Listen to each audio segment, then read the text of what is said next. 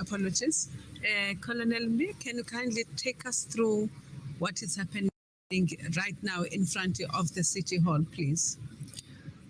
What you see now is the National Ceremonial Guard in the green uniform, and behind the National Ceremonial Guard is the National Ceremonial Guard band in red uniform. So of course now they are deployed and currently busy with what we call the dressing. In other words, they are now reshuffling so that they can be able to be in line behind each other and next to each other. They are waiting now. Once they complete this part, then they will be awaiting now for the arrival of the President of the Republic.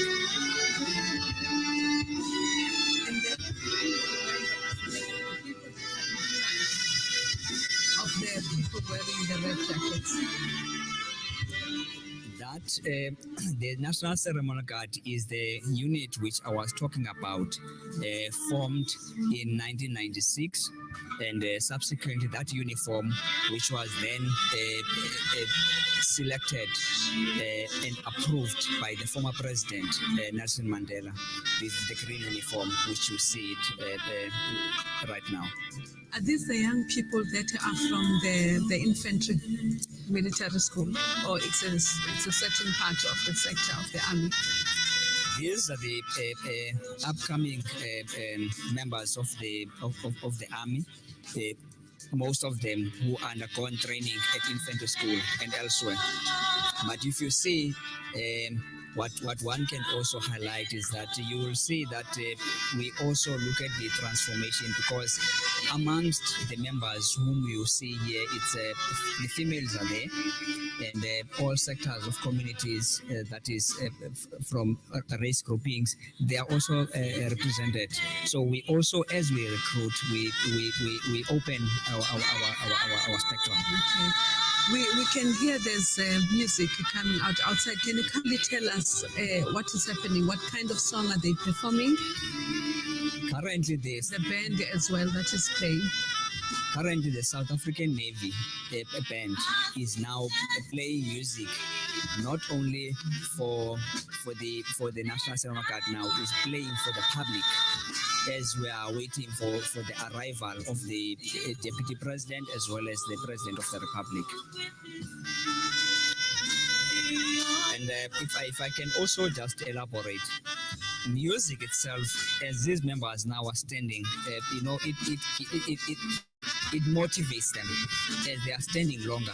It keeps them motivated so that they can not only concentrate on that standing, but also listen to music, but stay focused on the objective.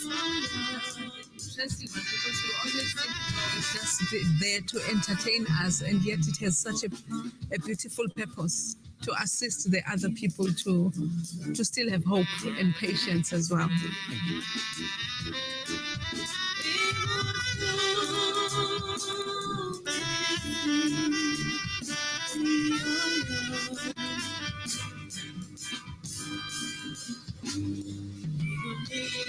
Now, if I may also, you will see now the education is the key to success, and that key needs to be obtained.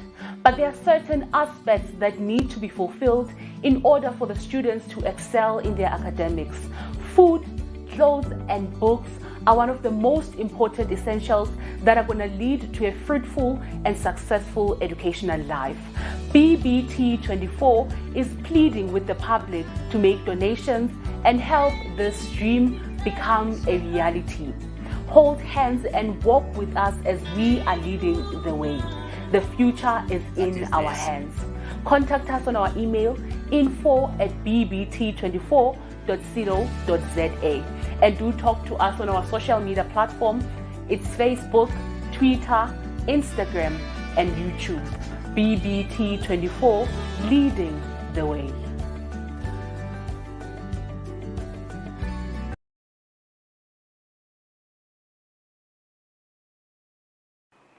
Education is the key to success, and that key needs to be obtained. But there are certain aspects that need to be fulfilled in order for the students to excel in their academics. Food, clothes, and books are one of the most important essentials that are going to lead to a fruitful and successful educational life. BBT24 is pleading with the public to make donations and help this dream become a reality. Hold hands and walk with us as we are leading the way. The future is in our hands. Contact us on our email info@bbt24.co.za and do talk to us on our social media platforms. It's Facebook, Twitter, Instagram, as well as South African Military Health Service.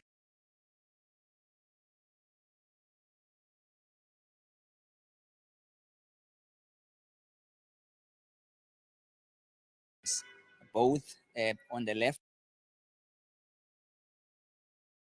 and on the right. So 2 members per service, and then in total.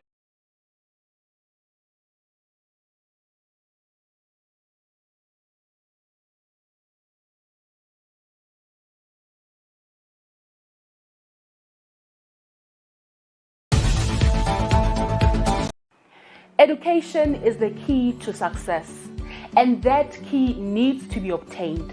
But there are certain aspects that need to be fulfilled in order for the students to excel in their academics. Food, clothes, and books are one of the most important essentials that are going to lead to a fruitful and successful educational life. BBT24 is pleading with the public to make donations and help this dream become a reality. Hold hands and walk with us as we are leading the way. The future is in our hands. Contact us on our email info@bbt24.co.za and do talk to us on our social media platform. It's Facebook, Twitter, Instagram, and YouTube. BBT24, leading the way.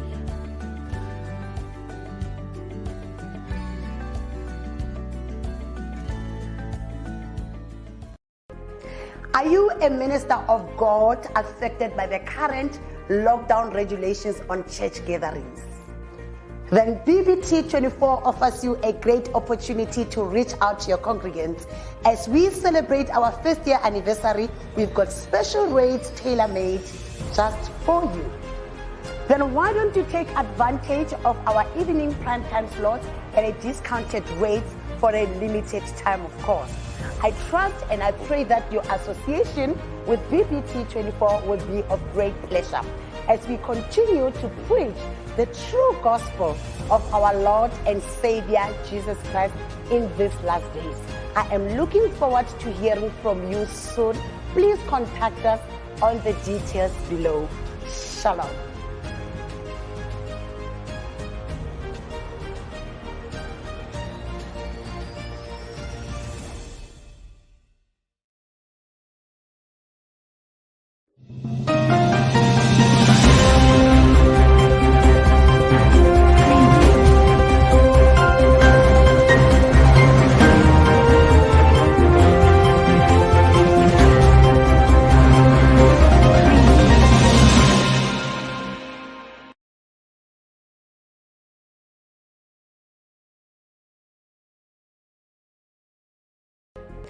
Are you a minister of God affected by the current lockdown regulations on church gatherings?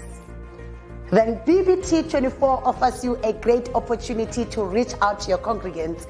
As we celebrate our 1st year anniversary, we've got special rates tailor-made just for you.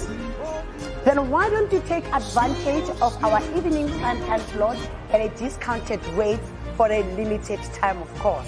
I trust and I pray that your association with BBT24 will be of great pleasure as we continue to preach the true gospel of our Lord and Savior Jesus Christ in these last days. I am looking forward to hearing from you soon. Please contact us on the details below. Shalom.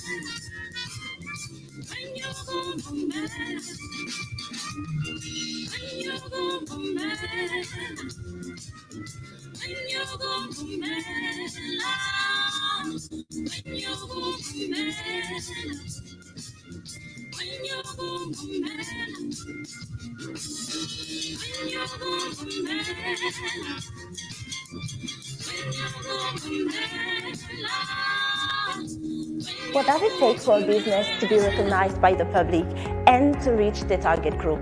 How does one get their stories across Africa to an international audience? We all aspire to be heard. Well, BBT24 is the voice you need. We offer advertisement services that brings your message to people's home. Who doesn't watch TV? We all do, right? But everything that is shown to the public has to be memorable, and we are the correct people to contact. BBT24 will ensure that every project you bring catches people's attention, and that's the point. We also specialize in news, politics, business ventures, and religion, and bring to you the stories of African leaders who have walked the talk. To increase the number of viewers and market share, we believe in partnership and we believe in owning your space. Get up, take charge, and lead your way. We are leading horse.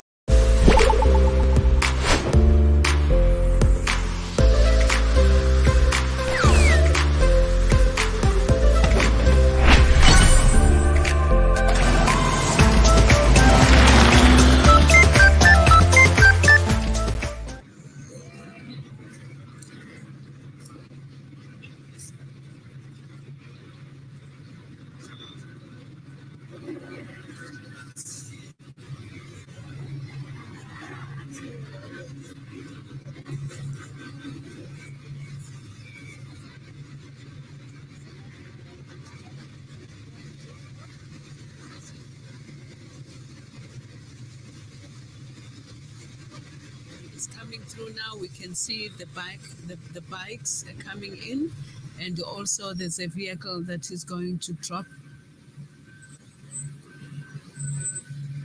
And this is the ceremonial guide. As you see on your screens, that the PUT president is approaching, and with the motorbike convoy, they are making their way.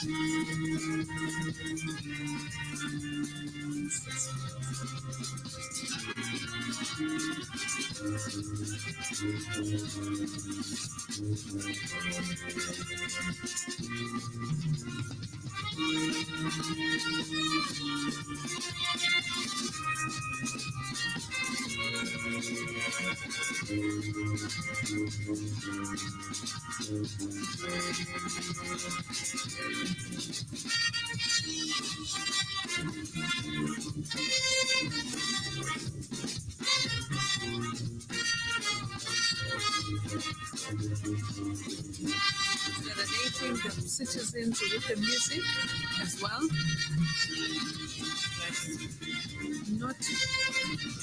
Not clear, it's too far.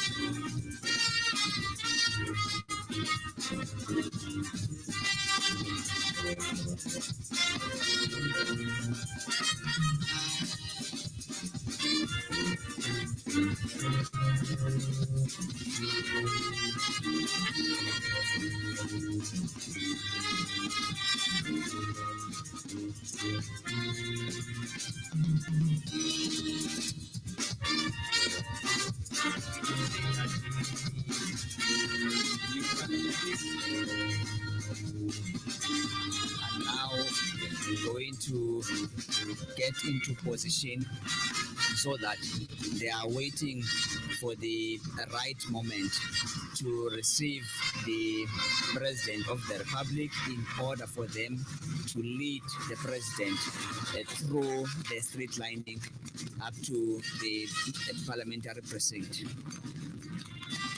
Can you further explain to us what are the bikes doing? What is their role in this as well? The bikes which will be escorting the president are from the South African military police and with the horses from the South African Police Service. However, the ones which you see now, they are not from the military police, but these are the traffic officials, so that can also clear the road.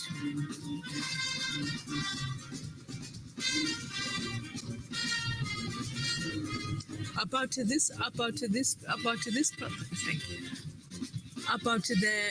traffic behind them, who will then be the next one? In the convoy, because now as I look at it, this is the convoy of the president, which then will get to the correct position where the escorts are deployed to take the president through the street lining up to the parliamentary precinct. So they are waiting now. The escort is waiting at the tactical ground. Okay, so once the traffic officials have escorted the president, their role ends there, and then they leave. It ends there, and it's like a handover now into the escort, which will then lead the president through the street lining. Okay, after the State of the Nation address, do they come back again? After then they take over as per normal protocol. Oh. Yes. Okay.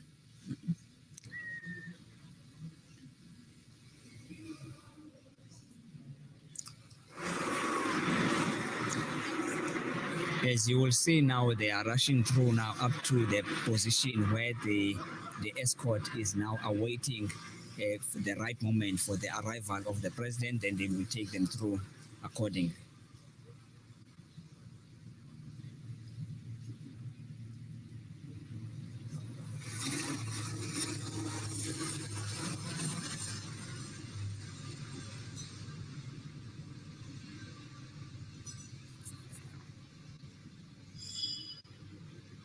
There are two gentlemen. I know the white uniform represents the Navy, and then the other one, The other one is the South African Army, the Landward Forces. the Land Air Forces. Okay.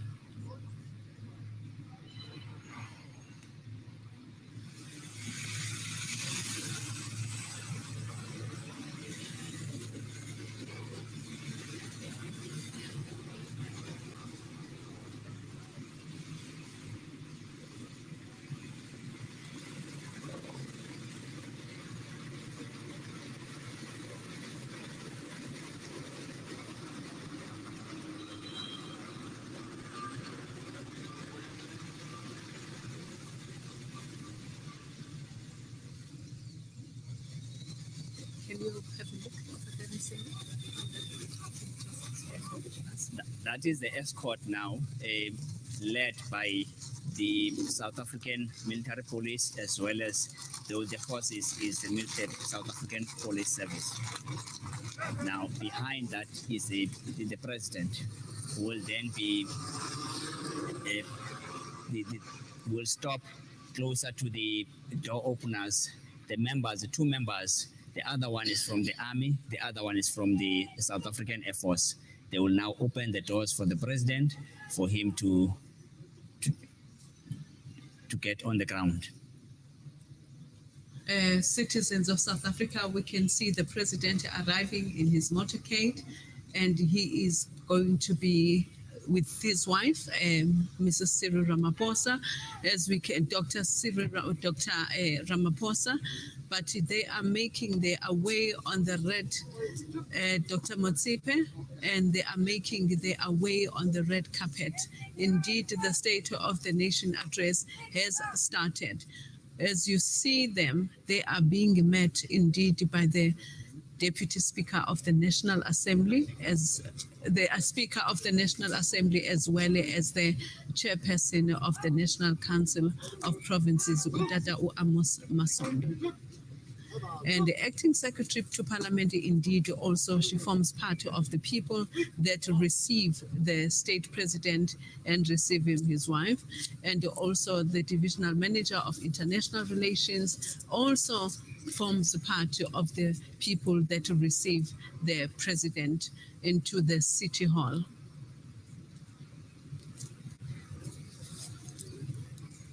The two members who are now leading the president to the podium is what we call the aide-de-camps. They are from the South African Military Health Service. The uniform actually identifies them as such. So they will then lead the president now to the podium, where he will take the national salute, presented by the National Ceremonial Guard. Of course, as we indicated that when the commander of the guard has now given the order, national salute, present arms, then that's when the national anthem will be sounded, as well as the 21-gun salute will proceed simultaneously with the salute past.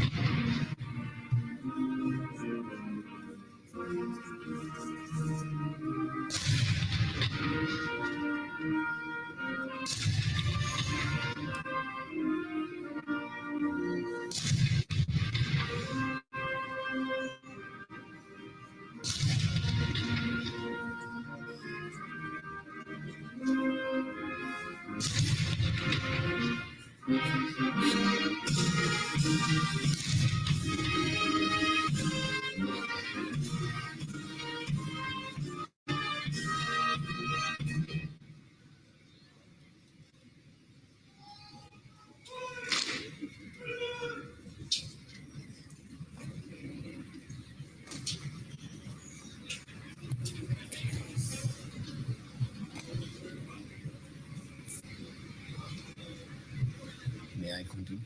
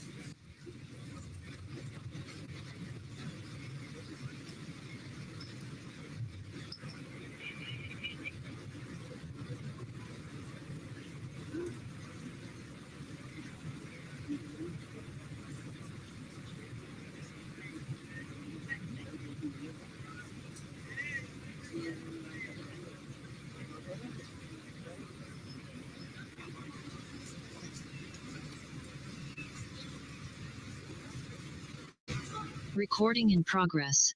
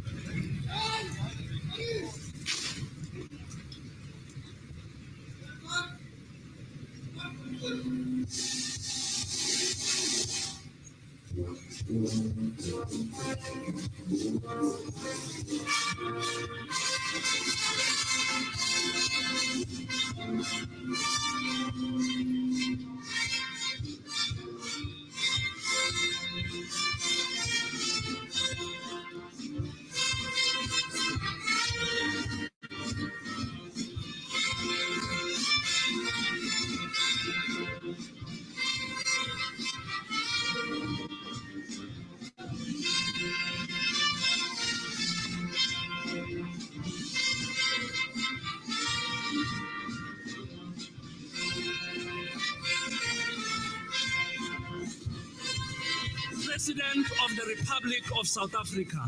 Semamphathala sa moradi a kgosi se bona motlhango ya le boalo ga magogo rana ro kela bana ya re setsiba se tlala batho ba go. Re le dumela thobana matabala se re raba phosa re ba re tsela yo re teletseng. Ba o ithotela le tawa ka le mathola di bona. Ke ra bana motho ka kanyang di bokgona.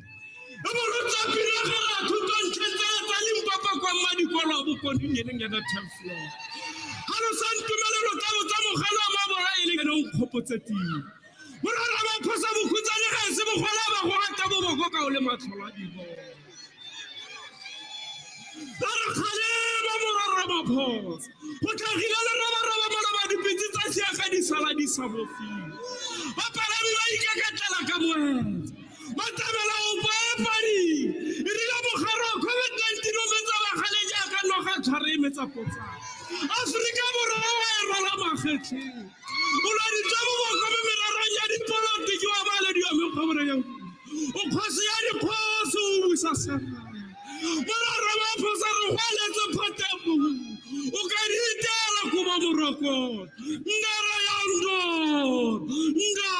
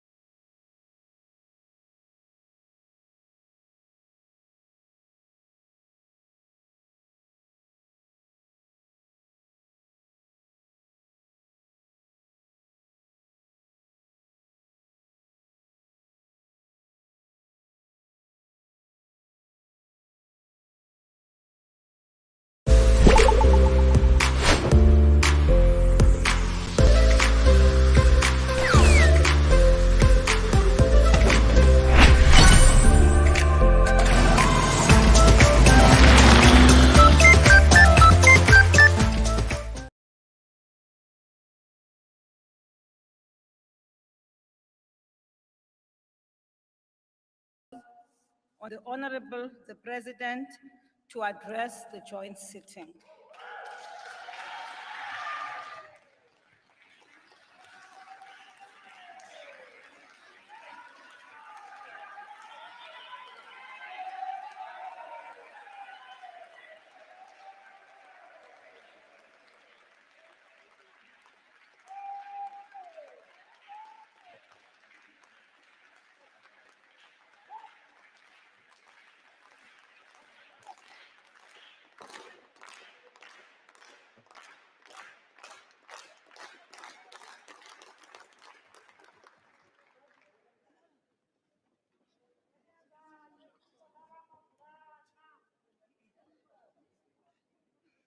Speaker of the National Assembly, Ms. Nosiviwe Mapisa Ngakula, the Chairperson of the National Council of Provinces, Mr. Amos Masondo, Deputy President of the Republic of South Africa, Mr.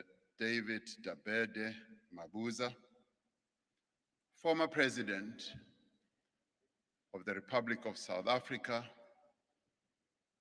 Thabo Mbeki,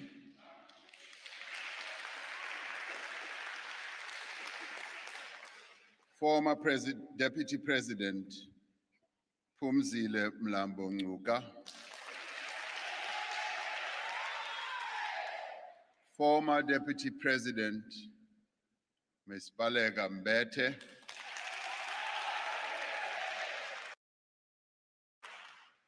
former Speaker of the National Assembly,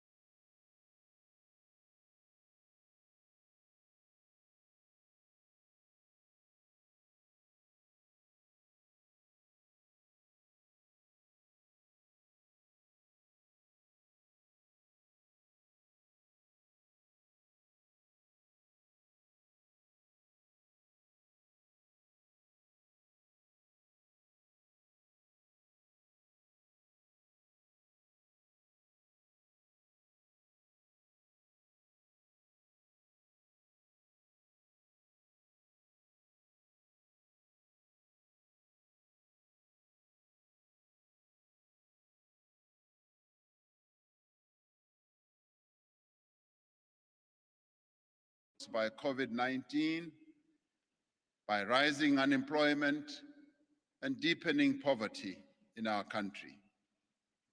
It spoke to the devastation of a pandemic that over the past 2 years has taken the lives of tens of thousands of South Africans, put 2 million people out of work, and brought misery to many families in our country. The fire in Parliament reminded us of the destruction, the violence, and the looting that we witnessed in parts of our country in July last year, of the more than 300 lives lost and many more livelihoods that were ruined.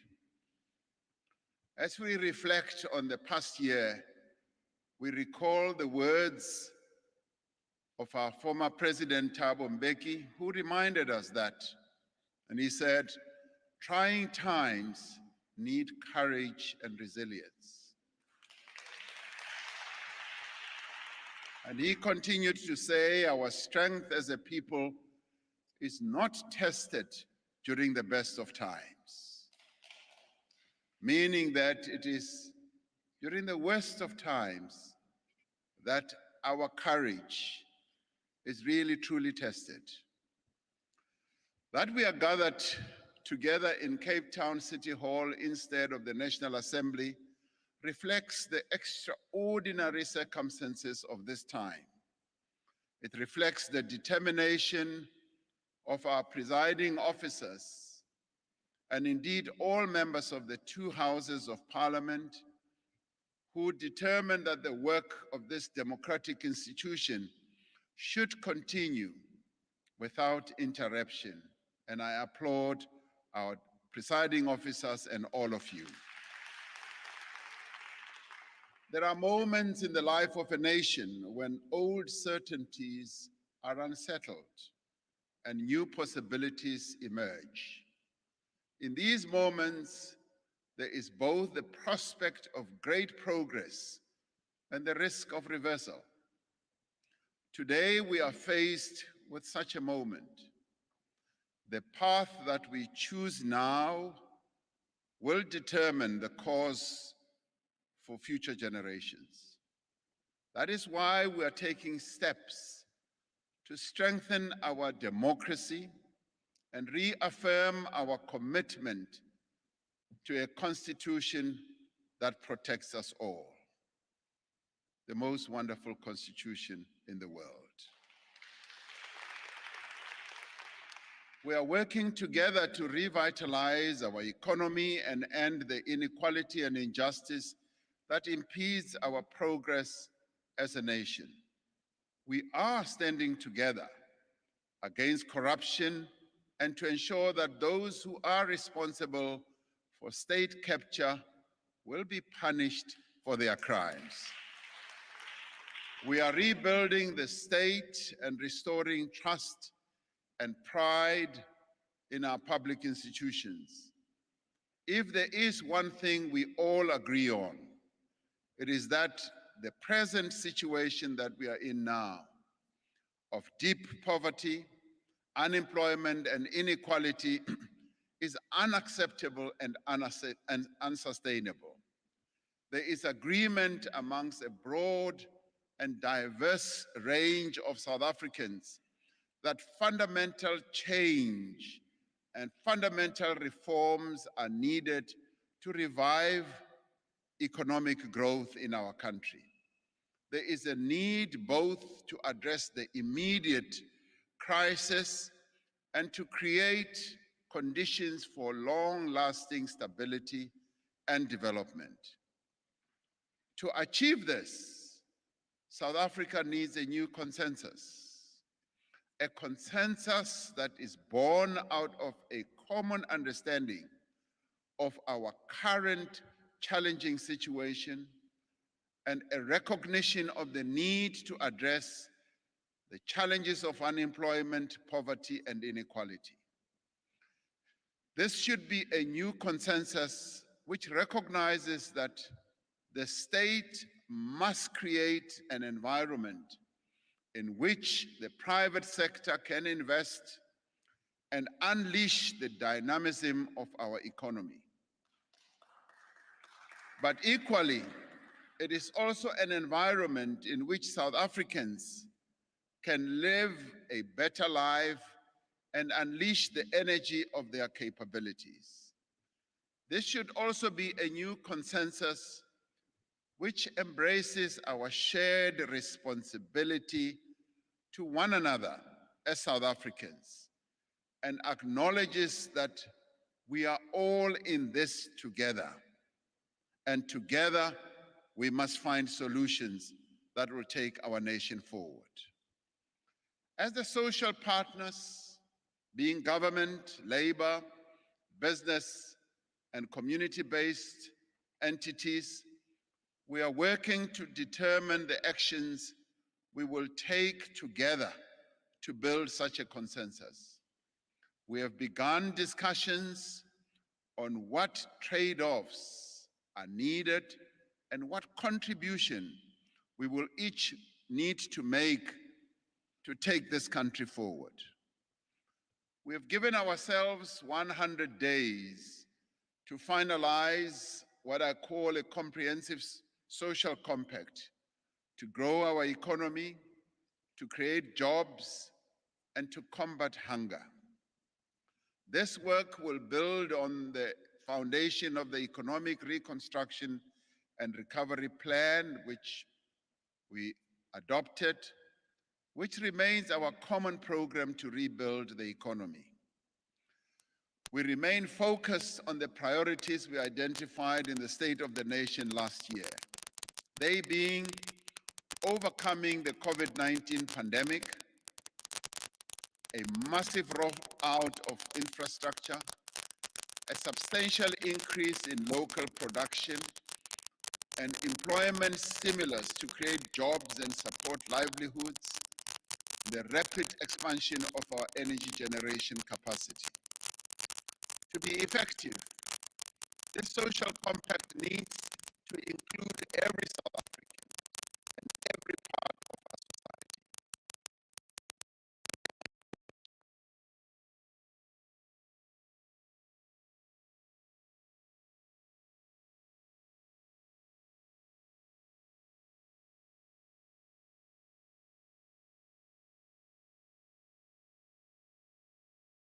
Worst pandemic in more than a century.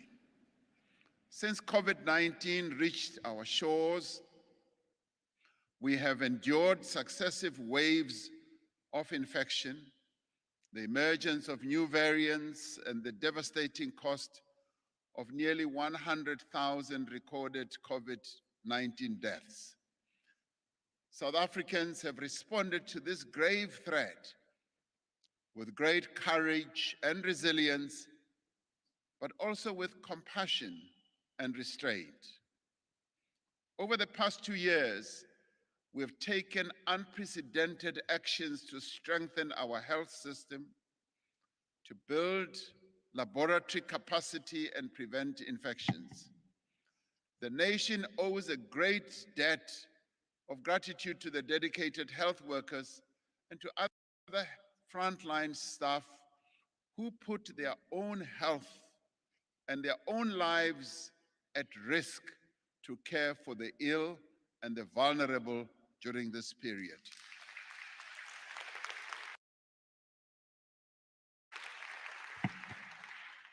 Within 2 weeks of the first reported infection in our country, I announced the establishment of the Solidarity Fund with the goal of uniting the country in the fight against the pandemic. In a wave of generosity that we have never seen before in our country, a wave of generosity that swept throughout the country, the fund raised 3.4 billion rand from more than 300,000 individual South Africans and companies. More than 400 individuals and 100 companies volunteered their time and services for free.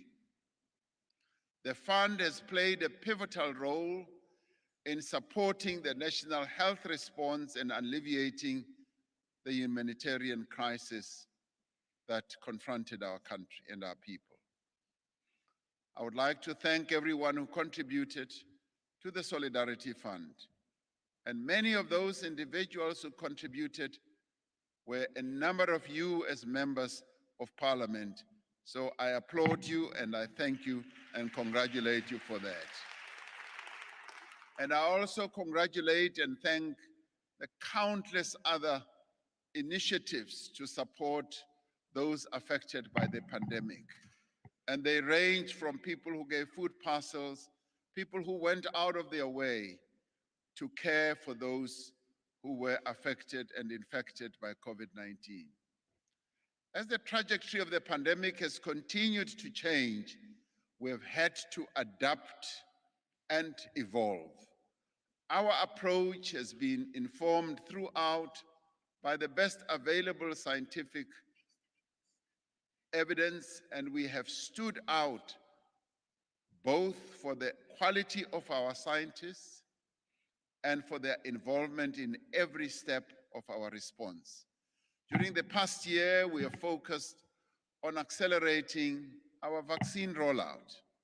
So far, we have, as a nation, administered some 30 million doses of COVID-19 vaccines. Consequently, nearly 42% of all adults and 60% of everyone over 50 years of age is fully vaccinated.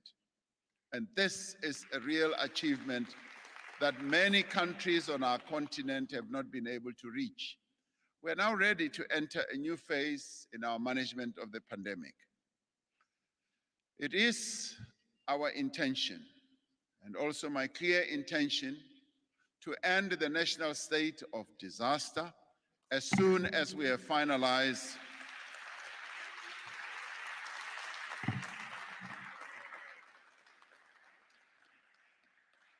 we will do so as soon as we have finalized other measures under the National Health Act, as well as other legislation to manage and contain the pandemic.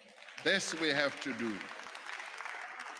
Now, all of you will know that by now, nearly all restrictions on economic and social activity have already been lifted.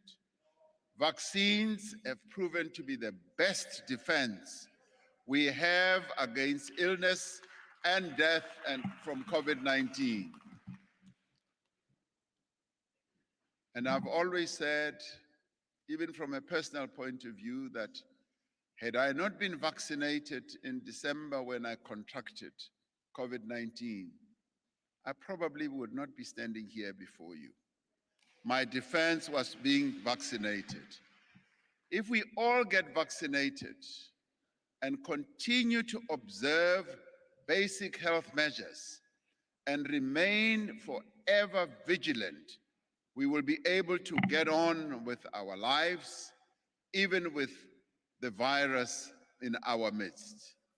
The state of the nation is linked inextricably to the state of our economy.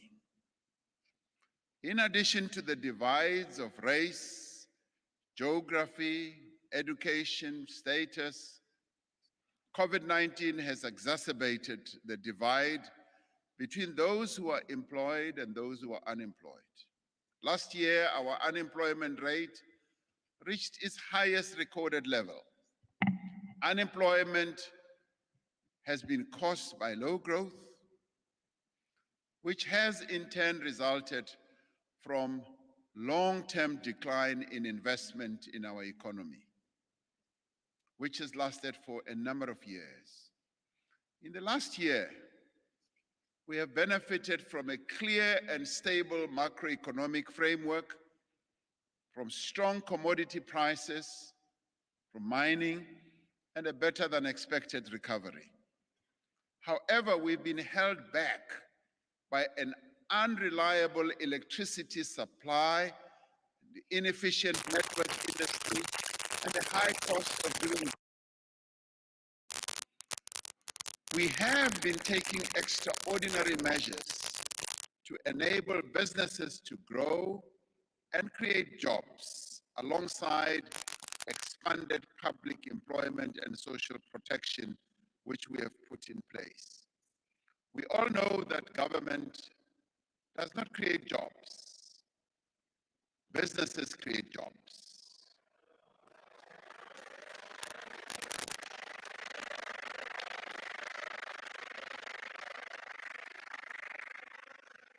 Around, facts be faced, around 80% of all the people who are employed in South Africa are employed in the private sector.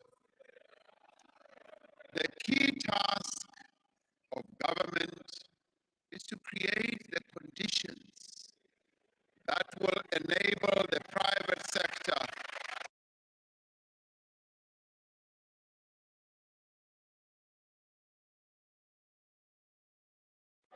And this is the case whether we like it or not all over the world.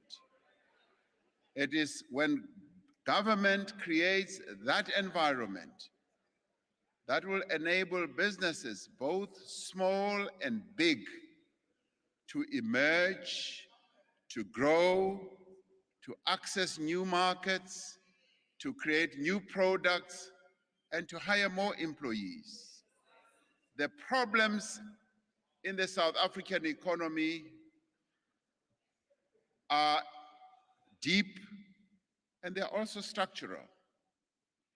When electricity supply cannot be guaranteed, when our railways and ports are inefficient, when innovation is held back by a scarcity of broadband spectrum, when water quality deteriorates in our municipalities and where we live, companies are reluctant to invest and the economy cannot function properly. With a view to addressing these challenges, we are accelerating the implementation of far-reaching structural reforms with a view to modernizing and transforming these industries, to unlock investment, to reduce the costs of doing business and to increase competitiveness and to heighten growth in our economy. The electricity crisis is one of the greatest threats to economic and social progress. In the last few days, we have once again been reminded of the fragility of our electricity system. Load shedding continues to have a huge impact on the lives of South Africans, disrupting businesses and placing additional strains on families and our communities. Due to our aging power stations, poor maintenance, policy missteps, and the ruinous effects of state capture, our country has a shortfall of around 4,000 megawatts of electricity. During the past year, we have taken firm steps to bring additional generation capacity online as quickly as possible to close this shortfall. As a result, several new energy generation projects will be coming online over the next few years, and this includes over 500 megawatts from the remaining projects in bid window 4 of the Renewable Energy Program, which are at an advanced stage of construction. Also includes 2,600 megawatts from bid window 5 of the Renewable Energy Program, for which the preferred bidders were announced last year. It also includes up to 800 megawatts from those risk mitigation power projects that are ready to proceed. We also include in this list 2,600 megawatts from bid window 6 of the Renewable Energy Program, which will soon be opened. 3,000 megawatts of gas power and 500 megawatts of battery storage, for which requests for proposals will be released later this year.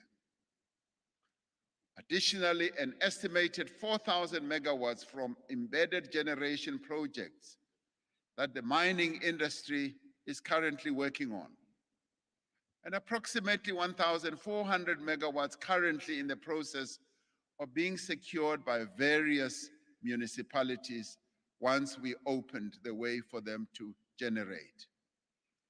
In addition to closing the energy supply shortfall, we are implementing fundamental changes to the structure of the electricity sector. Eskom has established a separate transmission subsidiary and is on track to completing its own unbundling by December 2022. The utility has continued with its intensive maintenance program, to reverse many years of neglected maintenance and underperformance of existing plants. To regulate all these reforms, Cabinet yesterday approved amendments to the Electricity Regulation Act for public comment. These far-reaching amendments will enable a competitive market for electricity generation and the establishment of an independent state-owned transmission company. Our economy cannot grow without efficient ports and railways. Over several years, the functioning of our ports has declined relative to ports in other parts of the world, and particularly on our own continent as well. This constrains economic growth and holds us back from acceding to higher levels of economic growth. The agricultural sector, for example, relies heavily on efficient, well-run ports to export their produce to overseas markets. Minister of Agriculture was telling me that we've now opened the Chinese market for citrus, for a number of other products that we produce or we grow here. And we therefore need efficient ports to be able to export all that produce to high demanding markets like China and many other places. Fresh produce cannot wait for days and even weeks while stuck in a terminal. This hurts businesses and compromises our country's reputation as an exporter of fresh produce. And fresh produce also includes meat products and many others. Transnet, faced with all these challenges, is addressing these challenges and is currently focused on improving operational efficiencies at our ports through procuring additional equipment, implementing new systems to reduce congestion. I have been able to go to our ports and I have seen the work that Transnet is doing in this regard. And Transnet will soon ask for proposals from private partners for the Durban and the Ngqura container terminals within the next few months, which will enable partnerships to be in place at both terminals by October of 2022. Transnet will start the process of providing third-party access to its freight rail network from April 2022 by making slots available on the container corridor between Durban and City Deep in Gauteng. Transnet has developed partnerships with private sector entities to address cable theft, which has been paralyzing our railways, as well as to address vandalism on the freight rail network through advanced technologies and additional security personnel. Now, this collaborative effort is already showing results in reduced disruptions to the rail operations. The poor state of passenger rail in our country has a direct and detrimental impact on the lives of our people. We are therefore working hard to rehabilitate the passenger rail network in 10 priority corridors. The Southern Line in Cape Town and the Mabopane Line in Pretoria has been reopened to be followed by the remaining lines in the next year. One of the greatest constraints on the technological development of our economy has been the unacceptable, which has taken years, unacceptable delay in the migration of broadcasting from analog to digital. The switch off of analog transmission has been completed in a number of provinces already. As I announced in the State of the Nation address last year, the other provinces will move to digital signal by the end of March 2022. And I have seen the joy that our people have when they gain access to digital and have the pleasure to watch television, which is clear, which has many more stations, and this we are going to continue doing. Now, as part of this process, government will continue to subsidize low-income households so that they can access a set-top box and make the switch to digital TV. Our communications regulator, ICASA, will commence with the process of auctioning the high-frequency communication spectrum in about 3 weeks from now.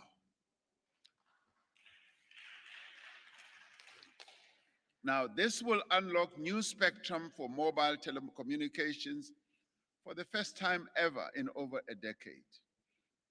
In addition, we will facilitate the rapid deployment of broadband infrastructure across all municipalities by establishing a standard model for the granting of municipal permissions.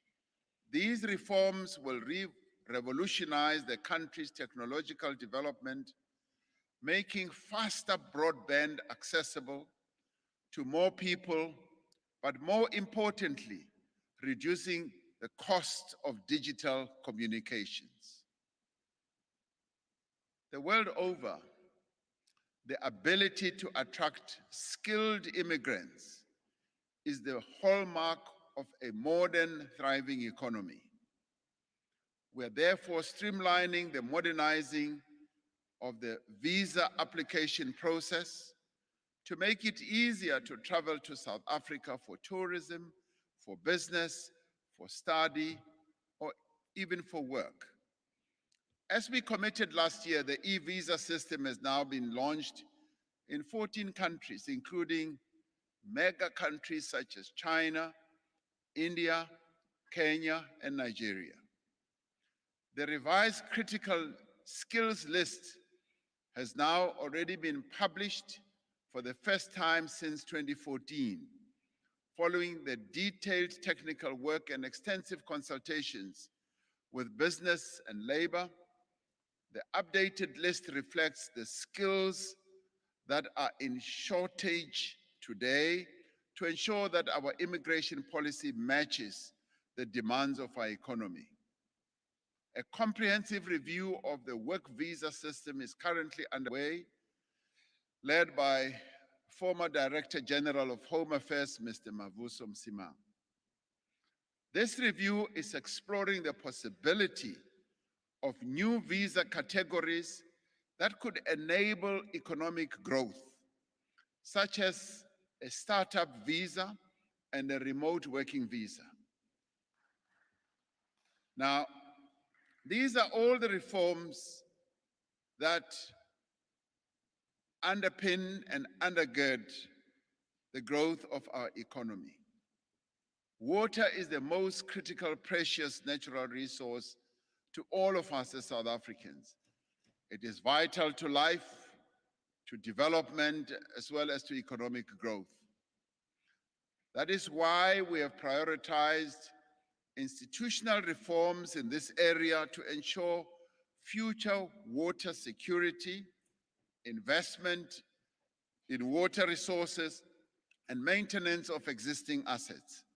We have embarked on the process of institutional reform, incapacitating the Department of Water and Sanitation and reviewing water boards in as far as their mandates are concerned, and ensuring that they serve municipalities in terms of our district development model. Now, these reforms are being championed by a minister who's been to every water source in our country and has examined precisely what needs to be done. A comprehensive turnaround plan is being implemented to streamline the process for water use, license applications.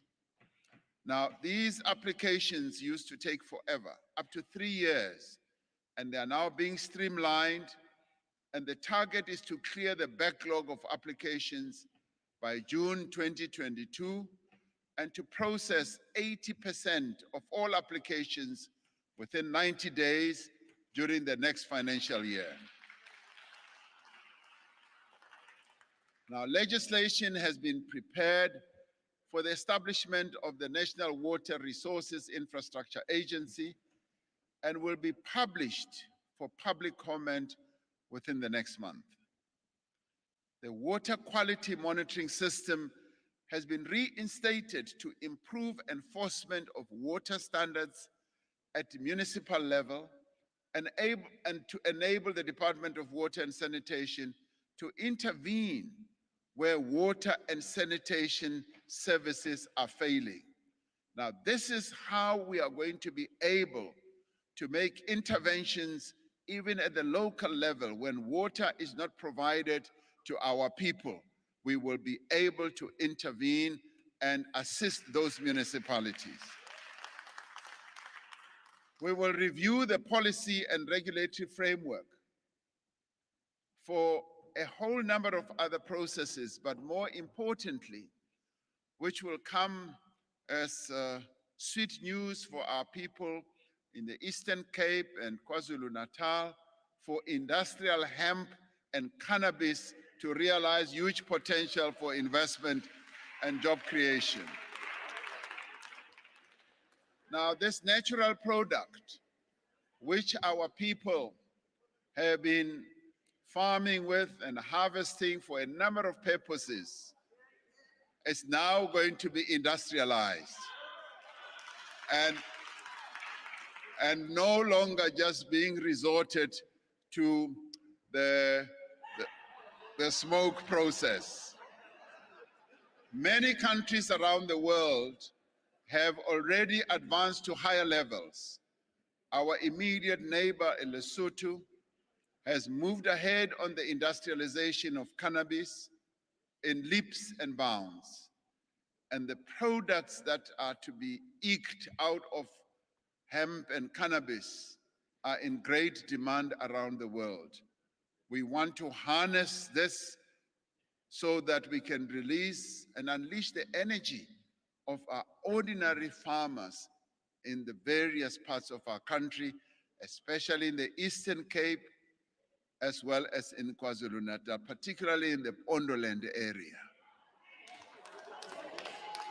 While structural reforms are necessary for us to revive economic growth, they are not enough on their own. And there are quite a number of other structural reforms that we are in conversation with the private sector, and we are ad idem in as far as how deep and how far we should go. This year, we are undertaking far-reaching measures to unleash the potential of small businesses, micro businesses, and informal businesses. These are the businesses that create the most jobs and provide the most opportunities for poor people to earn a living. We have started discussions with social partners as part of the social compact to process a number of measures, and some of those will be how we enable small and medium enterprises to operate without too many strictures on areas such as the labor market regulations for smaller businesses to enable them to hire more people while continuing to protect the rights of working people. A new redesigned loan scheme is being introduced to enable small businesses to bounce back from the pandemic and the civic unrest that we went through. This new bounce back scheme incorporates lessons from the previous loan guarantee scheme, which did not work as well as I had anticipated when we launched it, if you recall, under the stimulus program that we launched, which was quite unprecedented in the history of our country. This new and redesigned loan scheme, which will serve small businesses, will involve in development finance institutions and non-bank SME providers in offering finance, expand the types of financing available, and adjust eligibility criteria to encourage greater uptake. The National Treasury is working with industry stakeholders to finalize the scheme, and the Minister of Finance will provide details soon. We are reviewing the Business Act alongside a broader review of legislation that affects small and medium enterprises to reduce the regulatory burden on informal businesses. We have found that there are too many regulations in our economy and our country that are unduly complicated, costly, and difficult to comply with.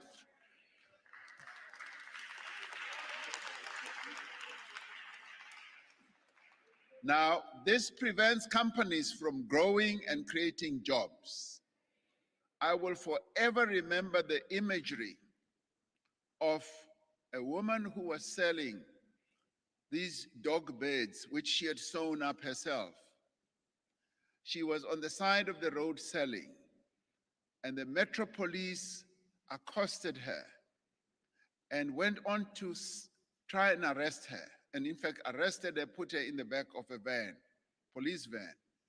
And her crime was, they said, she did not have a permit to sell a product which was going to put food on the table for her children.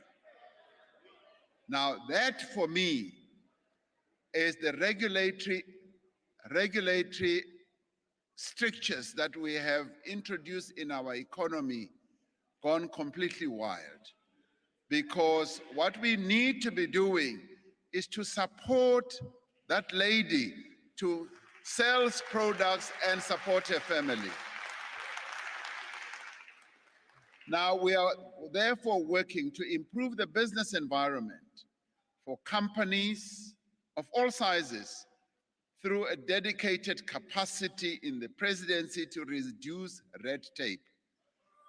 If we are to make progress in cutting unnecessary bureaucratic delays for businesses, we need dedicated capacity with the means to make changes.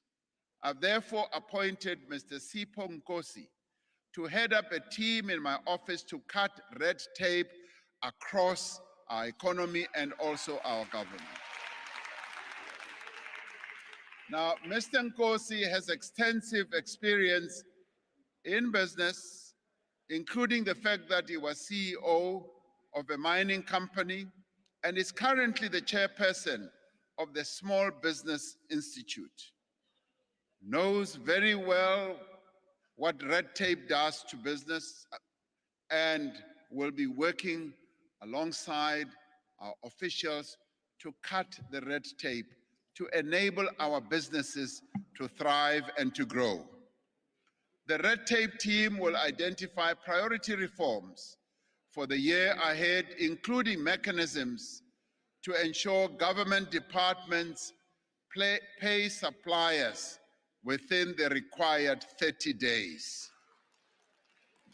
The team will also work with other departments and agencies to unblock specific obstacles to investment and business growth. It will support the current initiatives to simplify processes relating to property registration, cross-border trade, construction permits, and all that. Infrastructure is central to our economic reconstruction and recovery. Through innovative funding and improved technical capabilities, we have prioritized infrastructure projects to support economic growth and better livelihoods, especially in energy, roads, and water management. The Infrastructure Fund is at the center of this effort with a 100 billion rand allocation from the fiscus. The Infrastructure Fund is now working with state entities to prepare pipeline projects with an investment value of approximately 96 billion in student accommodation, social housing, telecommunications, water and sanitation, and transport. Several catalytic projects to the value of 21 billion are expected to start construction this year. Of this, 2.6 billion is contributed by government and the balance is financed by the private sector and development funding institutions. Government will make an initial investment of 1.8 billion in bulk infrastructure, which will unlock 7 private sector projects to the value of 133 billion. For millions of South Africans in rural areas, roads and bridges provide access to markets, to employment opportunities, to families and social services. Yet many children still have to brave overflowing rivers to reach schools, and motorists have to battle impassable roads to reach the next town. One person was telling me that they now have to drive on the side of the road because many roads are so bad. We are therefore upscaling the Welisizwe Rural Bridges Program to deliver 95 bridges a year from the current 14. Our South African National Defence Force is the implementing agent of the Welisizwe program and has demonstrated the expertise of the SANDF engineers in bridge construction. Earlier this week, I was in Tahalane village in Limpopo to launch a new road that is going to make a huge difference in the lives of neighboring communities. This road was constructed using block paving and other materials, which is a method that enables us to build durable roads faster and more cost effectively. I would like to see a situation where many of the roads that we have in our country, particularly in our township areas, in our rural areas, and in outlying areas, being paved, because paving is so much cheaper than using asphalt. The Rural Roads Program will use labor-intensive methods to construct or upgrade nearly 700 kilometers of rural road over the next few years. This social enterprise program includes access to roads in Limpopo, in the Eastern Cape, and to move from gravel to surface upgrades in the Free State, in Northwest, and capacity connectivity improvements in the Western Cape. Government has initiated the process of delivering the Umzimvubu water project. The project is made of a number of dams. The Ntabelanga Dam, the Lalini Dam, an irrigation infrastructure and hydroelectric plant, Ntabelanga water treatment works and bulk distribution infrastructure to reticulate to the neighboring communities. Now, the closing date for the first of the two-stage procurement process is scheduled to close later this year, with the preferred bidder likely to be announced later this year as well. Government is introducing an innovative social infrastructure delivery mechanism to address issues that afflict the delivery of school infrastructure. The mechanism will address the speed, the financing and funding, quality of delivery, mass employment and maintenance. We still need to build some 2,500 or so schools in our country, and using current budgetary methods or processes, it'll probably take us 75 years to close that gap. However, with the new innovative mechanisms for delivery and financing, we should be able to do it much sooner. The delivery mechanism will introduce a special purpose vehicle working with prominent DFIs and the private sector to deliver school education infrastructure, with government obviously continuing to finance the building of schools. This approach is being piloted in schools in the Northern Cape and in the Eastern Cape, and will soon move also to other provinces, Limpopo and many other provinces. Now, over the past year, government has built on its successful Hydrogen SA strategy to make major strides in positioning South Africa as a global leader in this new market. And this is so because the endowments that we have as a country and as a nation for hydrogen capability are quite high.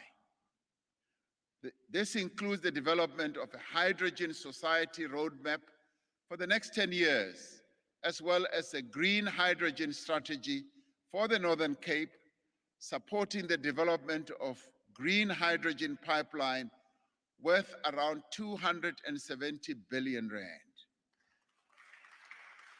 Now, the damage caused by the theft of scrap metal and cable on our infrastructure, like electricity, the trains, and other vital services is enormous. We will take decisive steps this year, both through improved law enforcement and by considering further measures to address the sale or export of such scrap metal. An important pillar of our economic reconstruction and recovery plan is to revitalize our manufacturing base and to create globally competitive export industries. In the past year, we launched new master plans in the steel industry, in the furniture industry, and global business services. Now, through these plans, which build on the other master plans that are already in operation and that are already yielding quite a lot of investment as well as job creation. Through these plans, business, government, and labor are working together to increase production and to create more jobs in the sectors.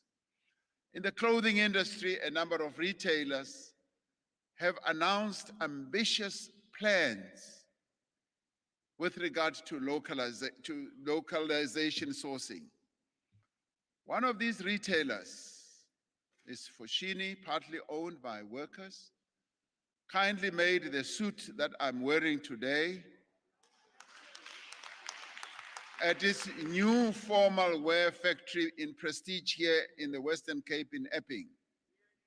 5 years ago, more than 80% of all Foschini Group merchandise came from East Asia. Today, nearly half of their merchandise is locally made, which shows a great deal of progress. The genuine leather shoes that I'm wearing today were made by members, were made by members of the National Union of Leather and Allied Workers from Bolton Footwear in Cape Town and Dick Whittington Shoes in Pietermaritzburg in KZN.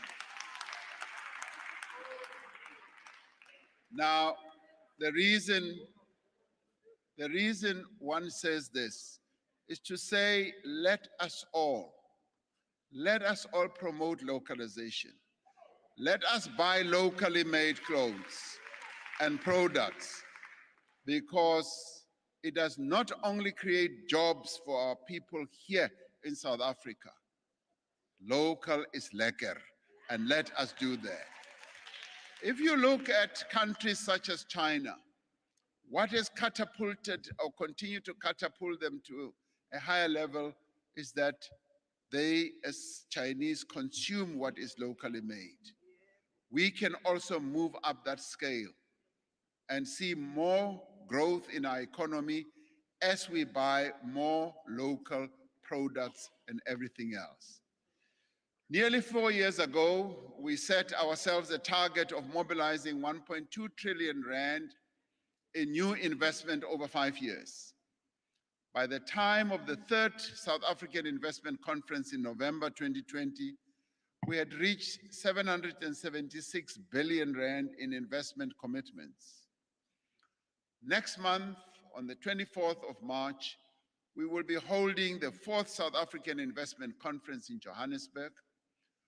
We will seek to showcase the many investment opportunities available as South Africa continues its recovery from COVID-19, and we will also report back on the progress of previous commitments.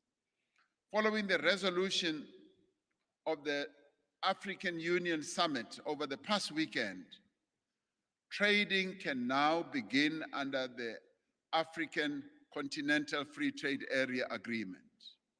The market on the African continent is now wide open.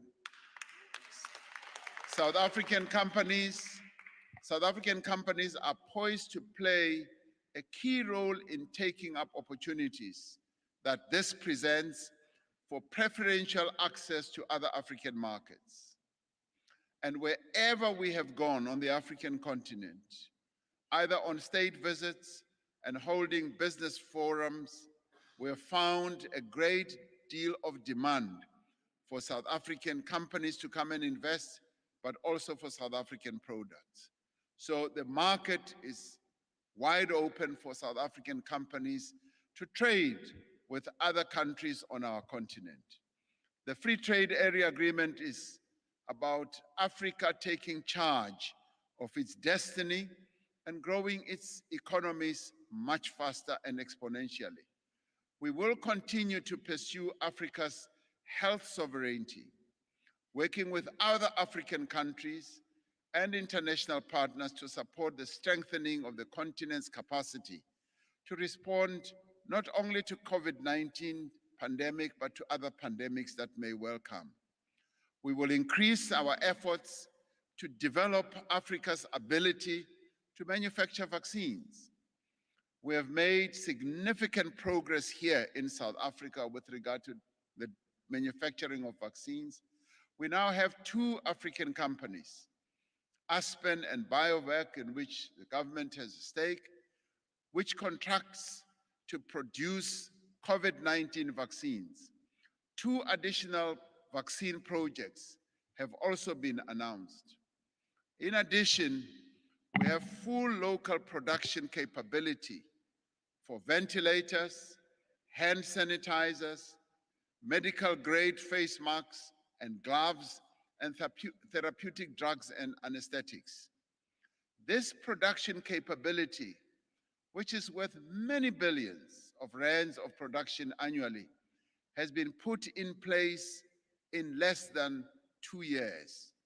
When COVID arrived on our shores, we did not really have the full capability of manufacturing all these medical supplies that are diagnostic and therapeutics. We now have, which goes to demonstrate the resilience of South African businesses to rise up to the occasion. And when we set up at the continental level, the African Medical Supplies Platform, many of our companies were able to start trading on that platform, exporting medical supplies to various countries on our continent, also internationally, and particularly to the other region of our continent, which is the Caribbean. South African products have been exported to various countries, securing them vital supplies and expanding jobs for many young South Africans. While we will help existing industries to grow, we are also turning new opportunities for growth and jobs.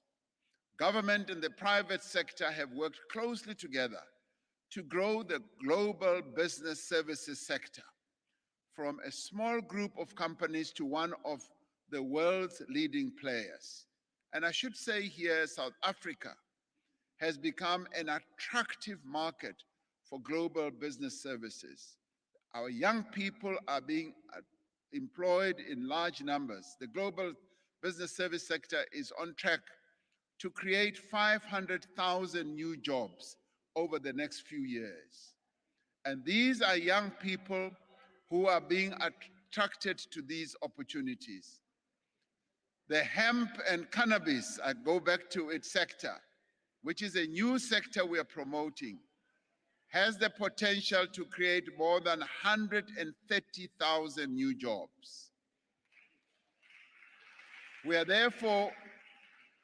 streamlining the regulatory process so that hemp and cannabis can thrive like it is in other countries. And as I said earlier, it is going to benefit a number of our people, particularly in those areas where this is grown in a big way as a great commodity. Now, as we proceed, we are finding that these new sectors, the sectors that should be promoted, are sectors that we should focus attention on because they create more jobs on an ongoing basis. The sectors that we are focusing on are sectors that a number of other countries have already shown a great deal of growth in already. Now, with all this, we are finding that we can inject growth into our economy. We can see exponential growth as more and more of these new sectors come forward. Now, other sectors are the social sector, for instance, including early childhood development, nursing, social work, and community services, which have shown significant potential, not only to create jobs, but to provide vital services to communities, as well as to provide training for young people. Some of the country's mature industries also have a lot to offer in revamping the industrial and manufacturing potential of our country. The agricultural sector has significant potential for job creation in crops such as citrus, table and dried grapes, subtropical fruit, avocados, berries, and nuts. Master plans in the sugar and poultry industry are contributing significantly to increased investment, improved production and transformation. To attract investors into the mining minerals needed in the new global economy, we will soon be finalizing our mining exploration strategy. We will continue to support the development of upstream gas industry as it holds huge potential for job creation and broader economic development. We will ensure that this is done in strict accordance with the environmental as well as other laws of our country, and that where there are differences, we work together to resolve those differences in the interests of our country and the interests of our people, particularly with regard to creating jobs. We live in one of the regions of the world that is most affected by climate change. We frequently experience droughts, floods, and other extreme weather events associated with global warming. Recently, floods have affected a number of provinces in our country, including KwaZulu-Natal, Gauteng, and the Eastern Cape. These have already caused enormous damage to infrastructure, but also to livelihoods. In the last year, we have made important strides in the fight against climate change and at the same time securing our economic competitiveness. For the first time, our climate targets are compatible with limiting warming to 1.5 degrees Celsius. This is the goal that all countries agreed to as part of the Paris Climate Agreement and is essential to prevent the worst effects of climate change. Now, since I established the Presidential Climate Change Commission, working with Deputy Chairperson to the Commission, Vali Musa, a little more than a year ago, it has done much work to support a just transition to a sustainable, inclusive, resilient, and low-carbon economy. At the International Climate Conference in Glasgow last November, South Africa was able to arrive at a historic 131 billion rand deal with a number of partners. This first of its kind partnership will involve repurposing and repowering some of the coal plants that are reaching the end of their lives and creating new livelihoods for workers and communities most affected and impacted by this change.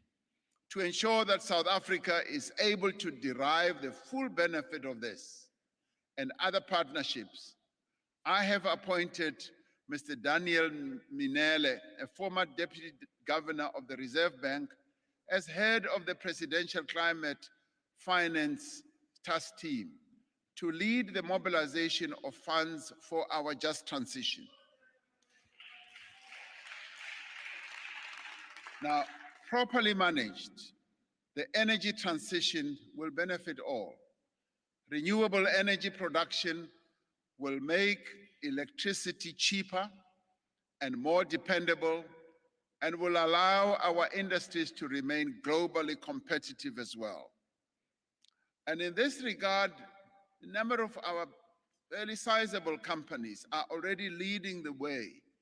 And it's important that as government, we walk in tow with the innovations, the technological advances that they have already embraced. Investments in electric vehicles and hydrogen will equip South Africa to meet the global clean energy future. We will be able to expand our mining industry in strategic minerals that are crucial for clean energy, like platinum, vanadium, cobalt, copper, manganese, and lithium. We also have a unique opportunity in green hydrogen, given our world-class solar and wind resources and local technology and expertise.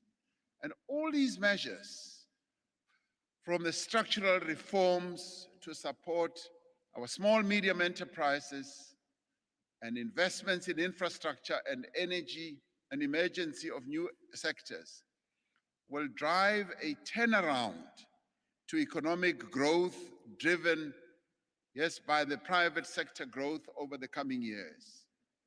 We know, however, that even with the best business environment and much faster rates of economic growth, it will take time for the private sector to create enough jobs for the millions of South Africans who need those jobs. Our intention is to make sure that as a nation, we leave no one behind. That is why we are expanding public and social employment. The first two phases of the Presidential Employment Stimulus Programs, which we launched in October of 2020, have supported over 850,000 opportunities. More than 80% of the participants in these opportunities were young people, and over 60% of the participants were women. Now, that is an important development. And we were able to do this within a short space of time. Once we were hit by COVID, we gathered our wits around and decided that we needed to give protection to our people and to expand employment opportunities.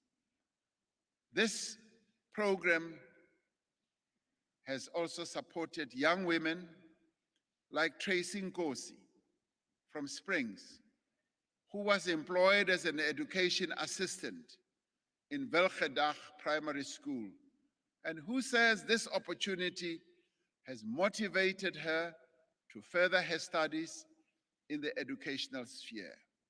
She was brought in when we brought in assistants into our schools at the height of COVID, and we brought hundreds of thousands of them, and Tracy is one of those. And once arriving at the school to do what she thought would be menial work, she immediately found that she could do more important work, and now she wants to advance her studies and become an educator. It has also supported Umama Unosipho Cekwana from Empendle in KwaZulu-Natal, who used her farming input voucher, which was part of this program, to buy maize, to buy manure, and supplements for her livestock.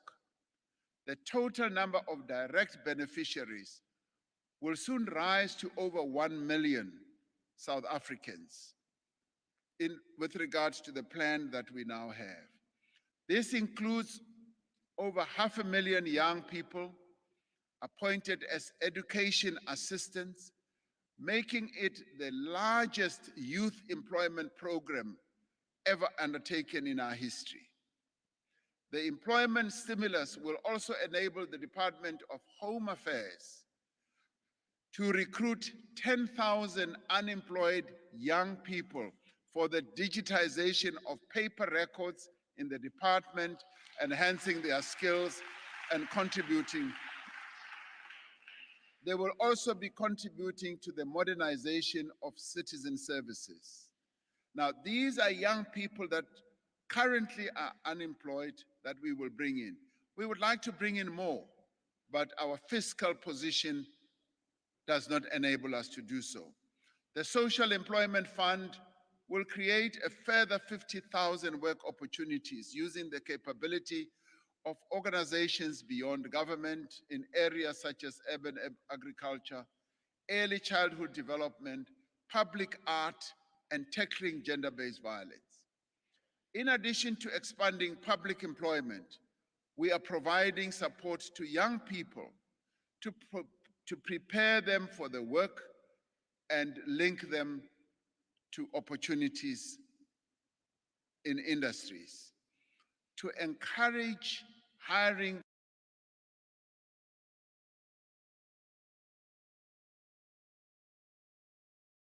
employment tax initiative. Now, this tax initiative has proven to be one of the most successful programs that we have put in place to bring in young people into the world of work. And invariably, the majority of them always find permanent employment once they are brought in through this program. We want to expand this so that more young people are brought into the world of work. For several years, this has been an effective way to encourage companies to hire new work seekers. The changes to the incentive will make it easier for small businesses in particular to hire young people. The Minister of Finance will announce the details of these changes in the budget. We call on companies to support this effort, to take up the incentive and give young people a place in the world of work.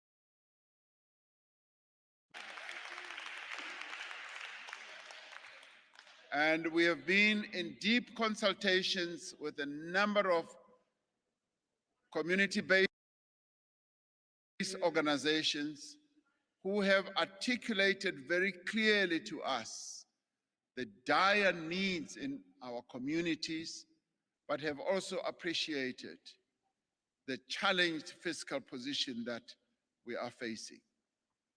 And this is something that I am sure they will be able to appreciate. But we have also said we will continue conversations. We will continue conversations with them going forward. During this time, we will engage in broad consultations and detailed technical work to identify the best options to replace this grant. Any further support must pass the test of our own affordability and must not come at the expense of basic services or at the risk of unsustainable spending.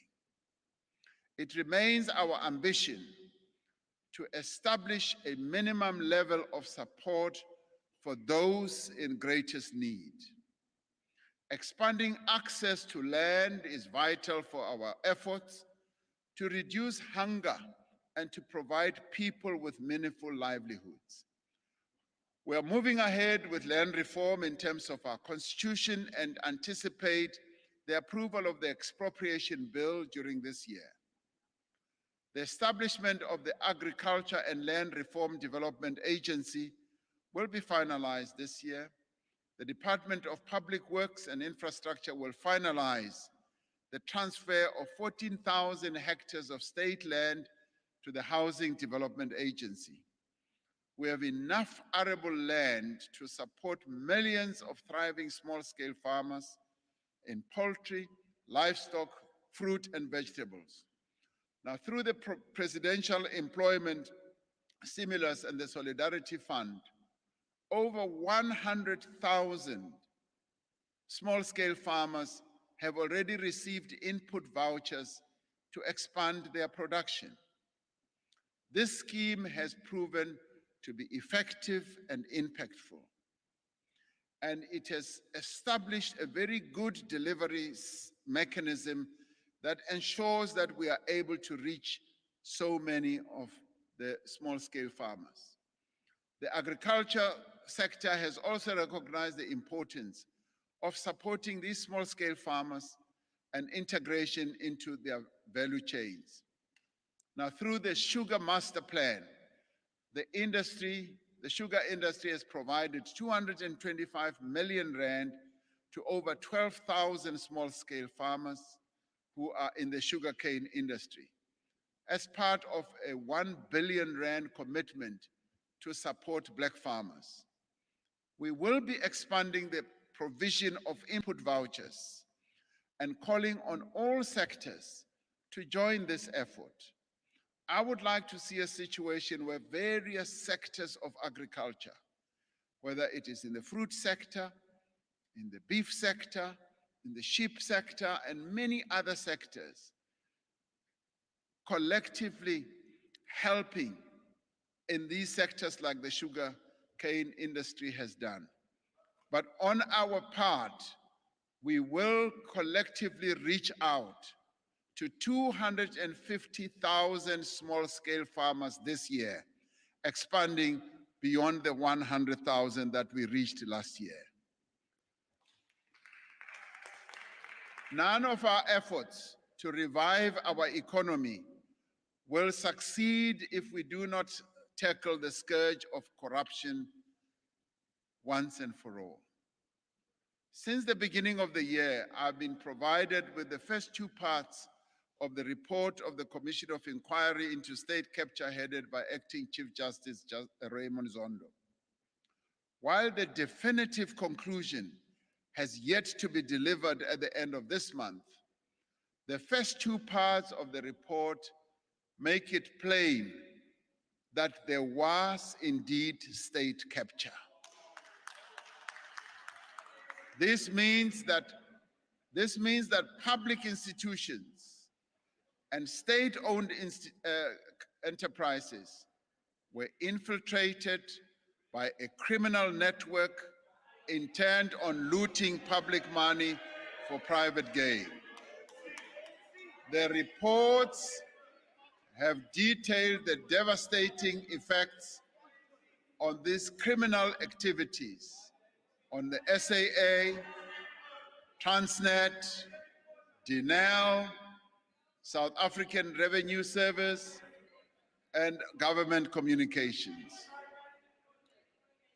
Now, state capture had a direct and very concrete negative impact on the lives of all South Africans, but especially the poorest and most vulnerable members of our society. It has weakened the ability of the state to deliver services and to meet the expectations and constitutional rights of our people. We must now do everything in our power to ensure that it never happens again. My responsibility is to ensure that the Commission report is properly and carefully considered and then acted upon.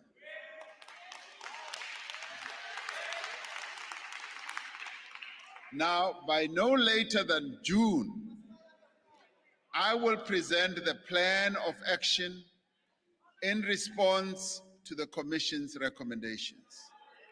And I'll present it to you sitting right here. We will, as the Commission's first report recommends, strengthen the system to protect whistleblowers who are a vital safeguard in the fight against corruption and who take huge personal risk in report wrongdoing. We are doing a detailed review of all applicable legislation and a comparative study of other jurisdictions to strengthen whistleblower protection. The relevant law enforcement agencies are taking the necessary steps to address the immediate concern about the safety of whistleblowers. Now, many individuals and companies that the Commission has found were responsible for state capture must now be held accountable. I have every confidence that the National Prosecuting Authority will carry out the further investigations that the Commission has recommended, and that it will bring the members of the criminal network that infiltrated government and captured the state swiftly to justice. Now, the investigating directorate in the NPA is now poised to deliver on its crucial mandate, and a dedicated team has been established to pursue these cases. We will be appointing a new head of the investigating directorate following the departure of its head from that position. An amendment to the State Capture Commission regulations in June in 2020 empowered the sharing of information between the Commission and the law enforcement agencies. This amendment also permitted the employment of the State Capture Commission personnel by law enforcement agencies. Now, these empowering provisions have geared the investigating directorate to more effectively pursue the investigations emanating from the Commission. We have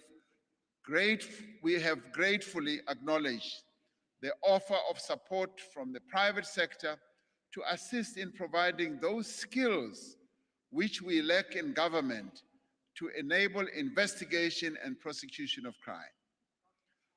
To ensure that the prosecuting authority remains true to its constitutional obligation and mandate, and to ensure transparency, we are developing a framework for private sector cooperation that will be managed through the National Treasury.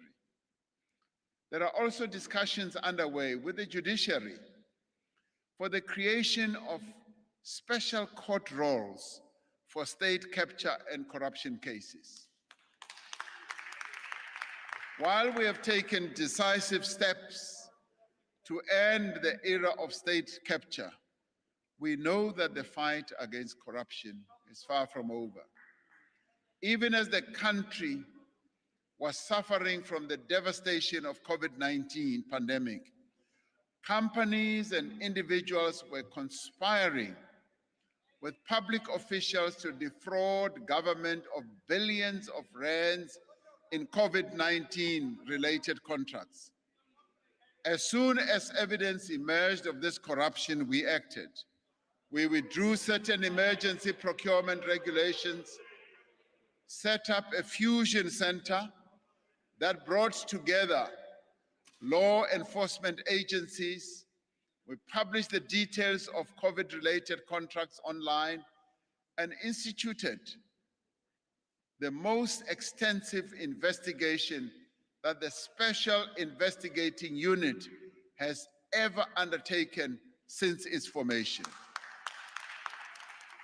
In December, the SIU submitted its final report on its investigation into COVID-related contracts.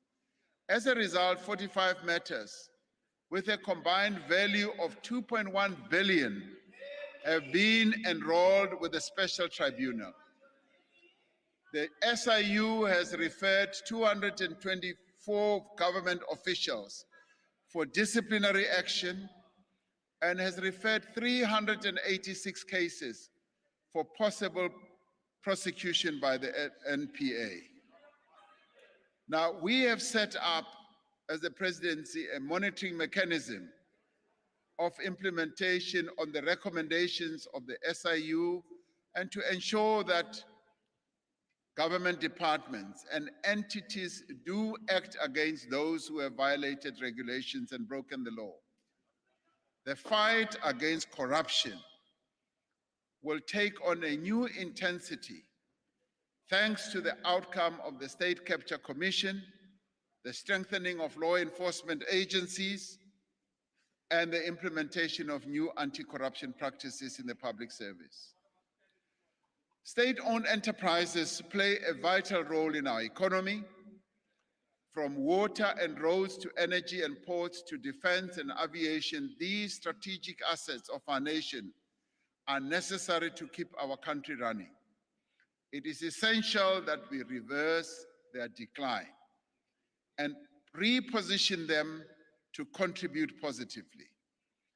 We have therefore embarked on several immediate measures to restore these companies to health at the same time as we undertake far-reaching reforms that will make our SOEs more efficient, competitive, accountable, and sustainable. The Presidential SOE Council, which I appointed in 2020, has recommended that government adopt a centralized shareholding model for its key commercial state-owned companies. This would separate the state's ownership functions from its policy-making and regulatory functions, and to minimize the scope for political interference, introduce greater professionalism, and manage state assets in a way that protects shareholder value.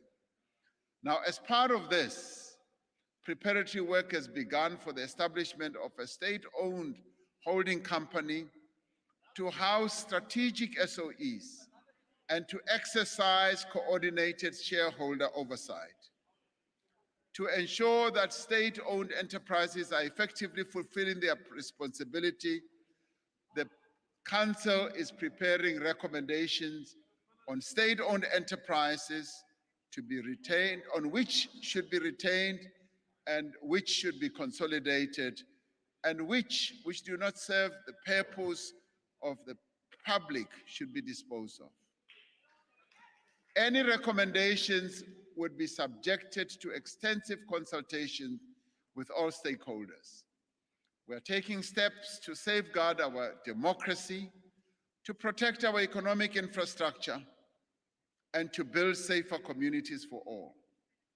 Earlier this week, we released a report on the expert panel that I appointed into the civil unrest in July last year.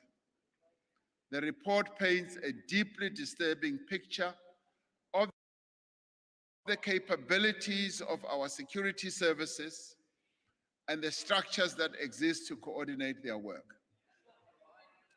The report concludes that government's initial handling of the July 2021 event was inept, police operational planning was poor, there was poor coordination between the state security and intelligence services, and police are not always embedded in the communities that they serve. Now, the expert panel said that if violence has exposed anything, it was the poverty and inequality that is the root cause of the desperation of our people. The panel found that Cabinet must take overall responsibility for the events of July 2021.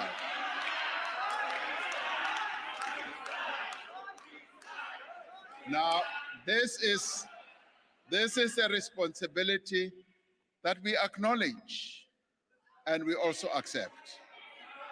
We will, as recommended by the panel, develop and drive a national response to address the weaknesses that the panel identified. We will begin immediately by filling critical vacancies and addressing positions affected by suspensions in the State Security Agency and in crime intelligence. We will soon be announcing leadership changes in a number of security agencies to strengthen our security structures. Now, the staffing of the Public Order Policing Unit of the South African Police Service will be brought to an appropriate level with appropriate training in place as well. The ongoing damage to and theft of economic infrastructure has damaged confidence and severely constrained economic growth, investment, and job creation. At the same time, we need to confront the criminal gangs that invade construction sites and other business places to extort money from companies. This will require a focused and coordinated response. Government is therefore going to move ahead, and we've established specialized multidisciplinary units to address economic sabotage, extortion at construction sites, and vandalization of infrastructure. We will make resources available. We are going to make resources available to recruit and train an additional 12,000 new police personnel to ensure that the South African Police Service increases its capacity. Another area of immediate attention will be the re-establishment of community policing forums to improve relations and coordination between local police and residents of the areas they serve. It is clear from the observation of the expert panel that we need to take a more inclusive approach to assessing the threats to our country's security and determining the necessary responses. I'm calling on all South Africans through their various formations to participate as we go ahead to develop this whole process of a strategy. I will be approaching Parliament's presiding officers to request that Parliament plays a key role in facilitating inclusive process of consultation. The security services have been tasked by the National Security Council to urgently develop implementation plans that address the range of recommendations that have been put forward. Now, these measures will go a long way to address the serious concerns about the breakdown of law and order in society. This year, we are intensifying the fight against gender-based violence and femicide through the implementation of a strategic plan and also taking other measures to promote the empowerment of women. Earlier this month, I signed into law the 3 pieces of legislation which you passed, which has strengthened the criminal justice system, that also promotes accountability across the state and also supporting survivors. Now, the implementation of this legislation will definitely go a long way to ensuring that cases are successfully prosecuted, that survivors of gender-based violence are protected, and that there are more effective effective deterrents in place. We have made significant progress in reducing the DNA backlog processing, reducing it from 210,000 exhibits to some 58,000 at present. However, the fight against gender-based violence will never be won unless, as a society, we mobilize all formations and all citizens behind a sustained program of social action. As the COVID-19 pandemic has starkly demonstrated, a nation's health is directly linked with economic progress and social development. We will continue with the work underway to ensure universal health coverage for everyone in South Africa, regardless of their ability to pay for medical services or not. While public hearings on the NHI bill are continuing in Parliament, much progress is being made in preparing for the introduction of the NHI. More than 59 million people are registered on the Health Patient Registration System.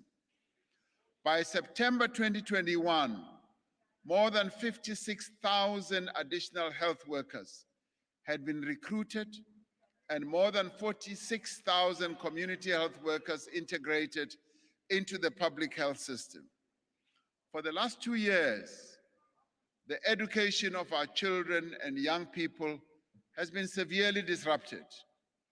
As we return to normal educational activity, we will work harder to ensure that all learners and students get the quality education that they need and deserve. Government must work for the people. That is why our foremost priority is to build a capable, ethical, and developmental state. We will soon be finalizing a framework for the professionalization of the public service.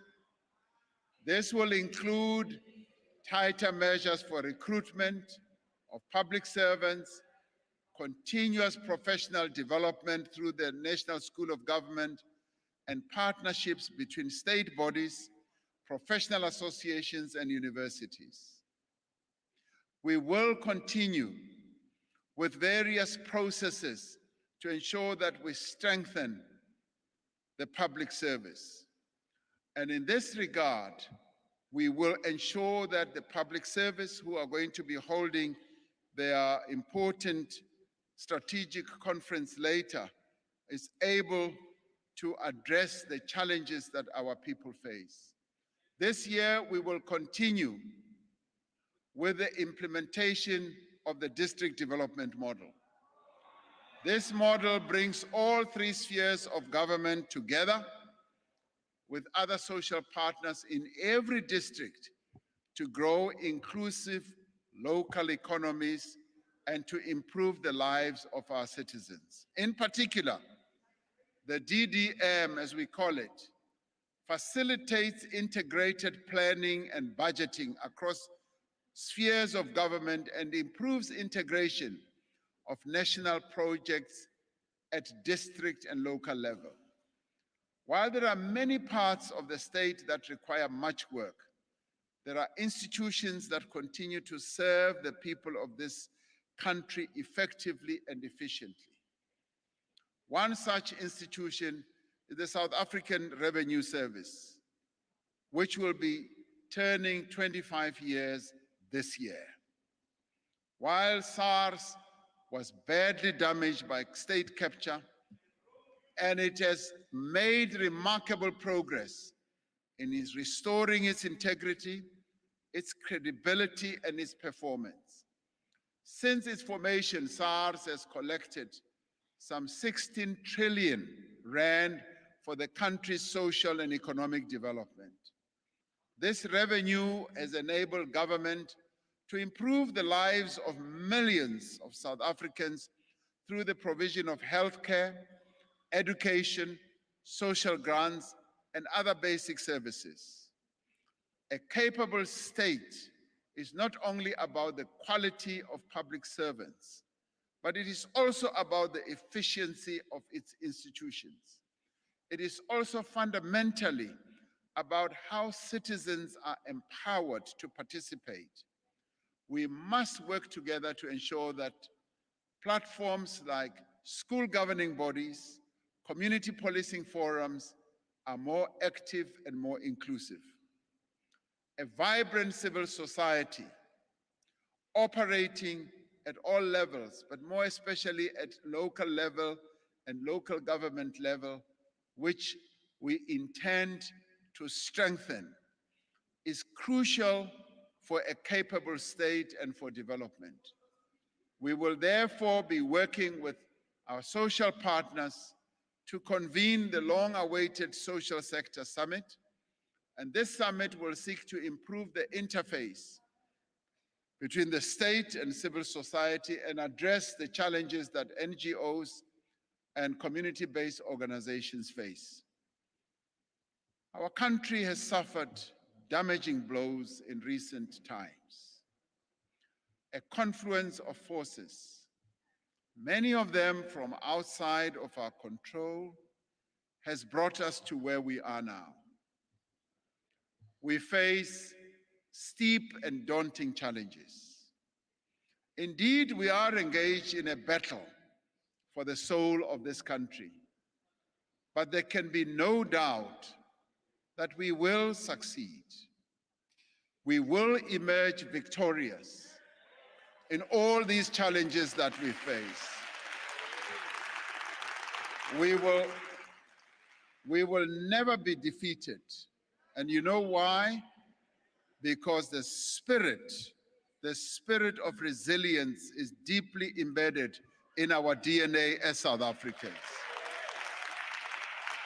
So I ask every South African to rally together, whether we agree with each other on certain issues or not, but there is a lot that binds us together. I ask all of us to rally together to fight against corruption, to also be involved collectively in our fight to create jobs, in our fight to achieve a more just and equal society. We have faced many crises in our past, and we have always overcome them. We have been confronted with difficult choices, and we have made those choices. In trying times, we have shown courage and resilience.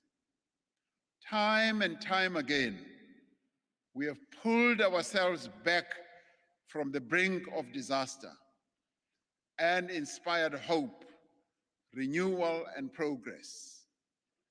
And we must do so again, now as we face these many challenges. I call upon all of us to forge this new consensus.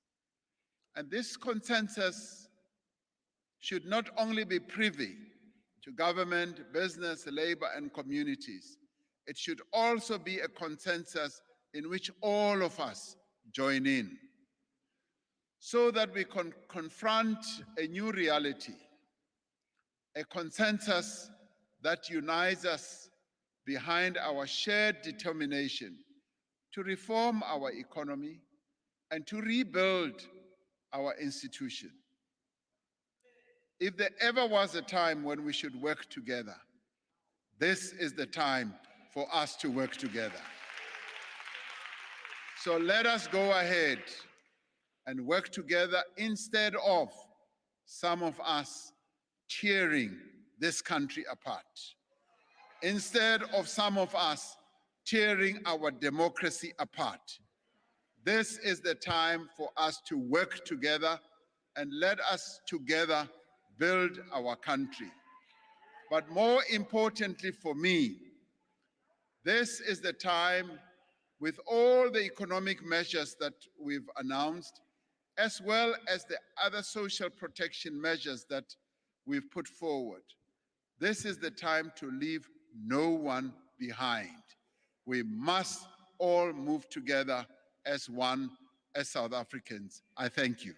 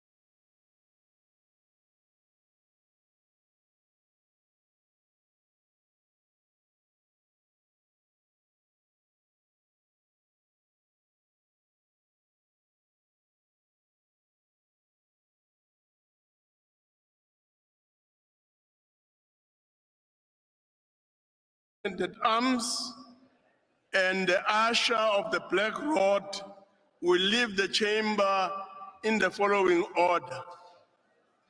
The Speaker of the National Assembly, the Chairperson of the National Council of Provinces, the President, and then the Acting Secretary to Parliament. In addition, the Deputy Chairperson of the National Council of Provinces will also follow, the Deputy President will follow, and the Acting Secretary to Parliament, as was indicated earlier. That, honorable members, concludes the business for the day, and the joint sitting is now adjourned.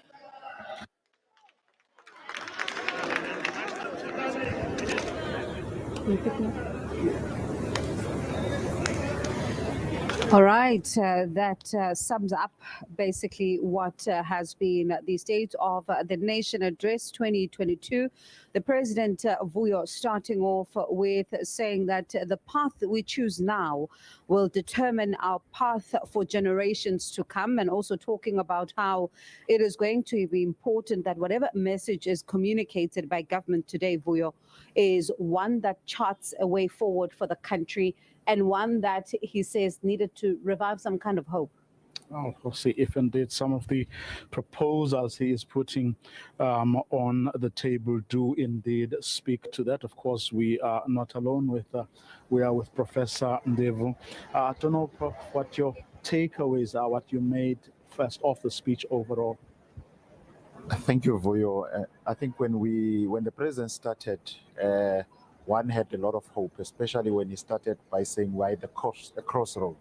So one knew that the president appreciates the circumstances that our people find ourselves in, the weaknesses that have been confirmed by two high-level panels in terms of our institution, and also that to me signaled that the president was going to give us a different input. But as the president was delivering his speech, it was not to be. And I'll tell you why. We have been saying that we're waiting for the president to actually give us tangible projects that have that are specific, are more specific, that are measurable, that have time frame, that are time bound, and that he has not delivered once again. And that is unfortunately what many of us expected that the president would deliver on.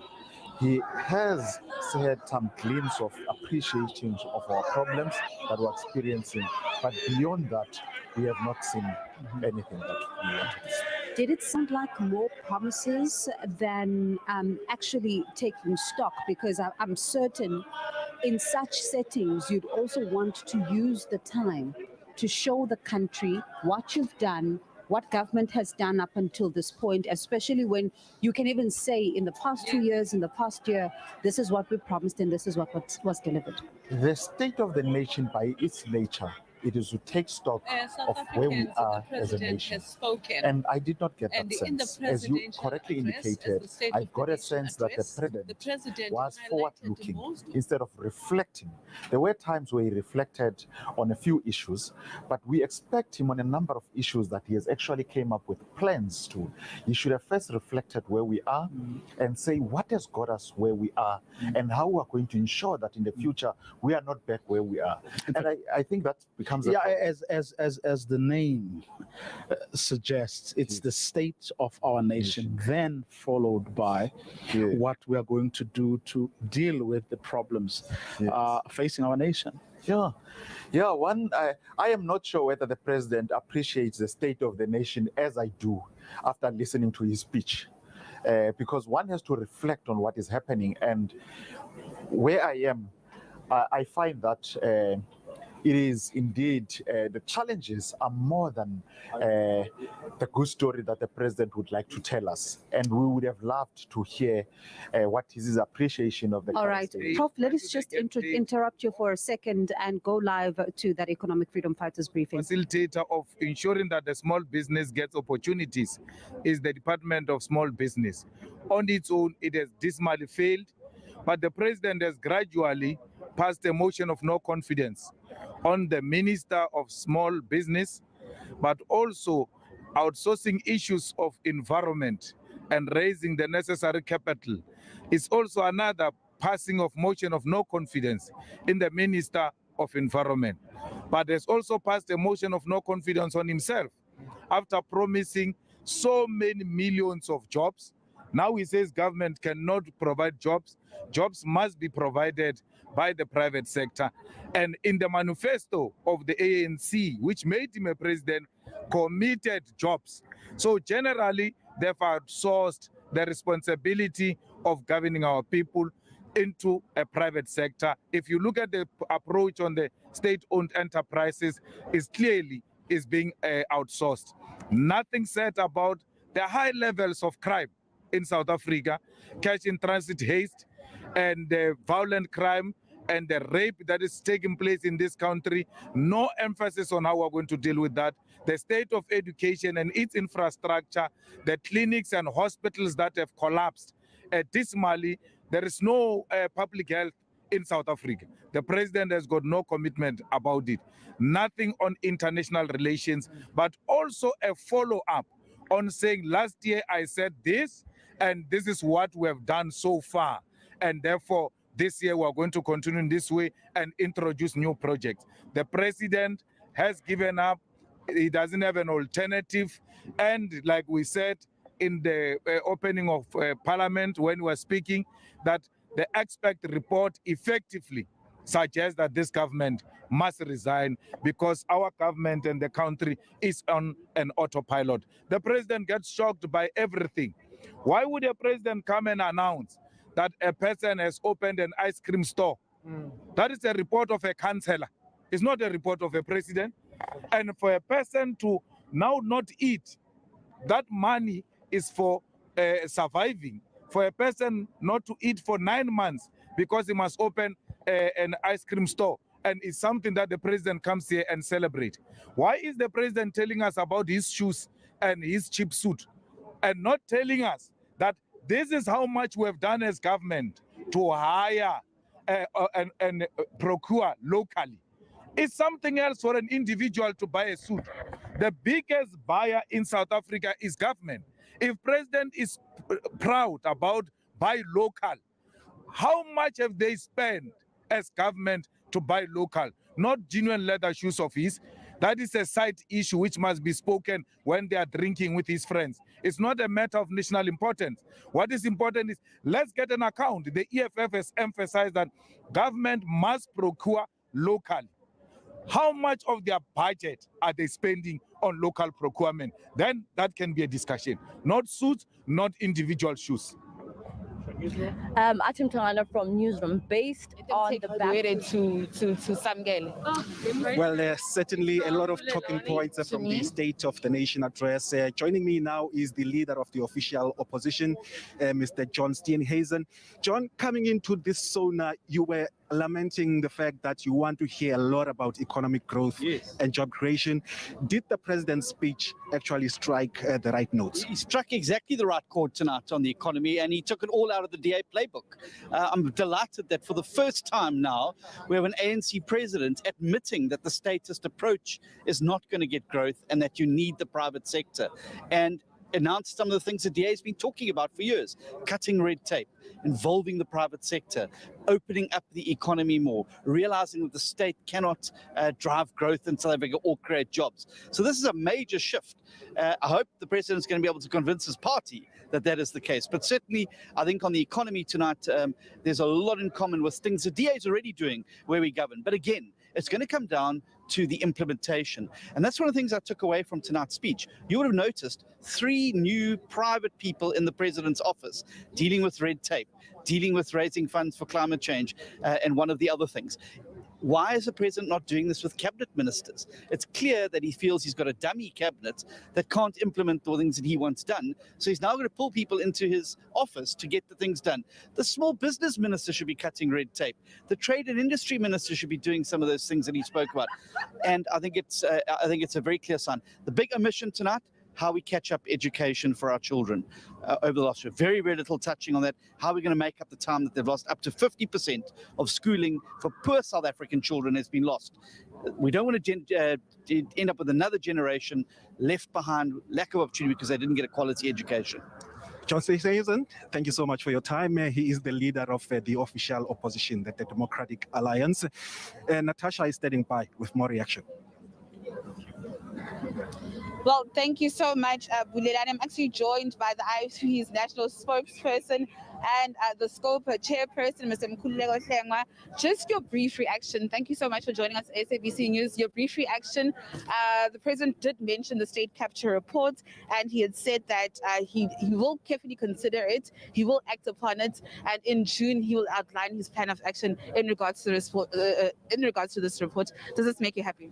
Well, I mean, we've heard this all before.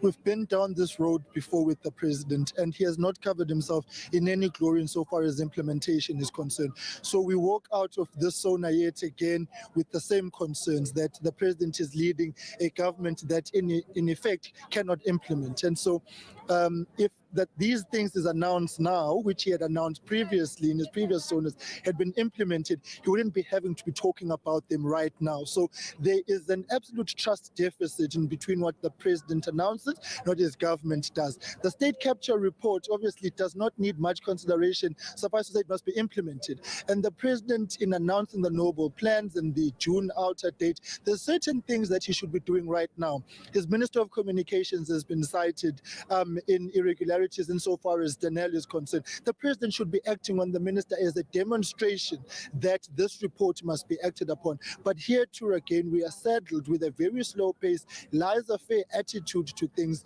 and the president seemingly thinking that all is well and announcing plans along the lines of business as usual, whereas the situation is very dire and very, very complicated. Moreover, there was a lack of acceptance on the part of the president and his executive to take responsibility and accountability for the things that have gone wrong. All these things have happened on their watch, and the fact that they are unable to muster the political will and political courage to acknowledge their complicity in this matter is an indication of a government that is out of touch.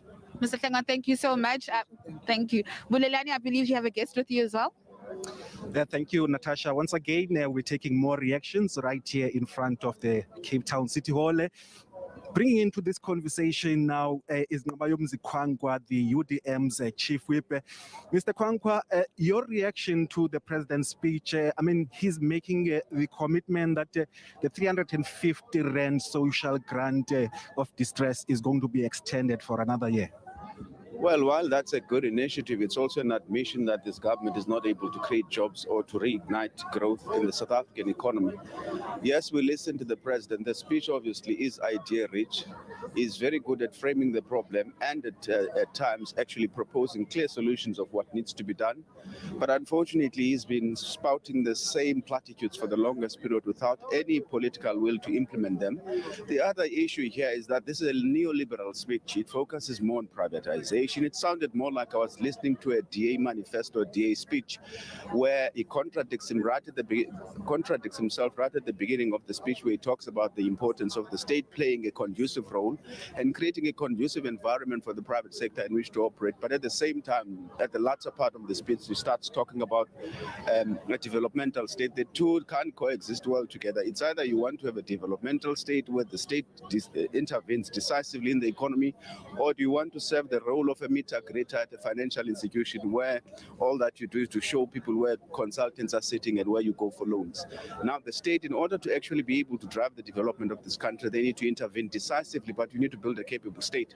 The problem is that the state now is manned with a lot of people with questionable competence, and others have non-existent training, and they're expected to deliver miracles. But in other areas where they were talking about the initiatives insofar as agriculture is concerned, those vouchers must be welcome. There are certain programs that they implement that work well. But the challenge with the president, he doesn't have the human capital, the people to be able to implement the lofty ideals and plans and goals that he actually talks about all the time. Mr. Ngabayomzi Kwangwa, the UDM's chief whip, giving us his party's perspective. For more reaction, we cross back to Natasha. Thank you so much, Bulelani. I'm now joined by the Minister of Health, Dr. Joe Phaahla. And Dr. Phaahla, thank you so much for joining us on SABC News. We heard the president there touching on issues around, what government has done to deal with the COVID-19 pandemic.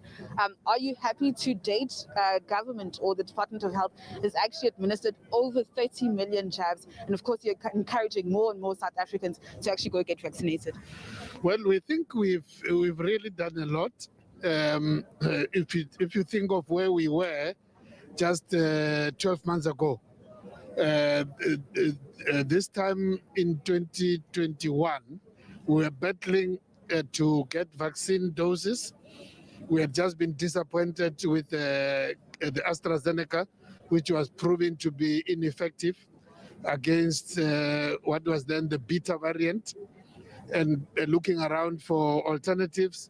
And of course, we were able to negotiate with two other companies. And we started slowly, middle of February last year. We started with the Sisonke trial, in which we were able to get some J&J doses collected from all over the world. Started with health workers, middle of July. And today, as we go towards the 17th of July, which will be next week, that will be 12 months exactly when we gave the first dose. And as we going towards that, we will be somewhere around just 30 million and 500 doses. But of course, what we're still not satisfied with is the fact that we can do better. We have the capacity, as we talk to you now, where we could even do much more than that. The 70%, which was our target, is doable, and we still urge South Africans to come forward. Dr. Joe, of course, thank you so much for your time. We will catch up with you at a later stage. And of course, let me just link up with my colleague, Usamgele Masego. Sam, who do you have on your side? Well, Natasha, the ATM earlier on called for the resignation of the president, Cyril Ramaphosa. Mr. Zungulu, are you still calling for the resignation of the president? Were you inspired by his speech here tonight? I can't be inspired by a person who's failed South Africans, who keeps lying to South Africans, who keeps making empty promises to South Africans. It is clear that Mr. Ramaphosa has got no clue what it means to govern a country, because he speaks as if he's an economist, or he speaks as if he's an analyst. He's not speaking as if he's a leader of a country with a clear program of action and with a clear track record of actions to improve the lives of the people of our country. Under his leadership, unemployment has risen, crime has risen, poverty has risen, and there is no clear direction in which anyone can have confidence in his presidency. Thank you very much, the president of the ATM there. Over to my colleague Bulelani, who's going to be speaking to the United Democratic Movement.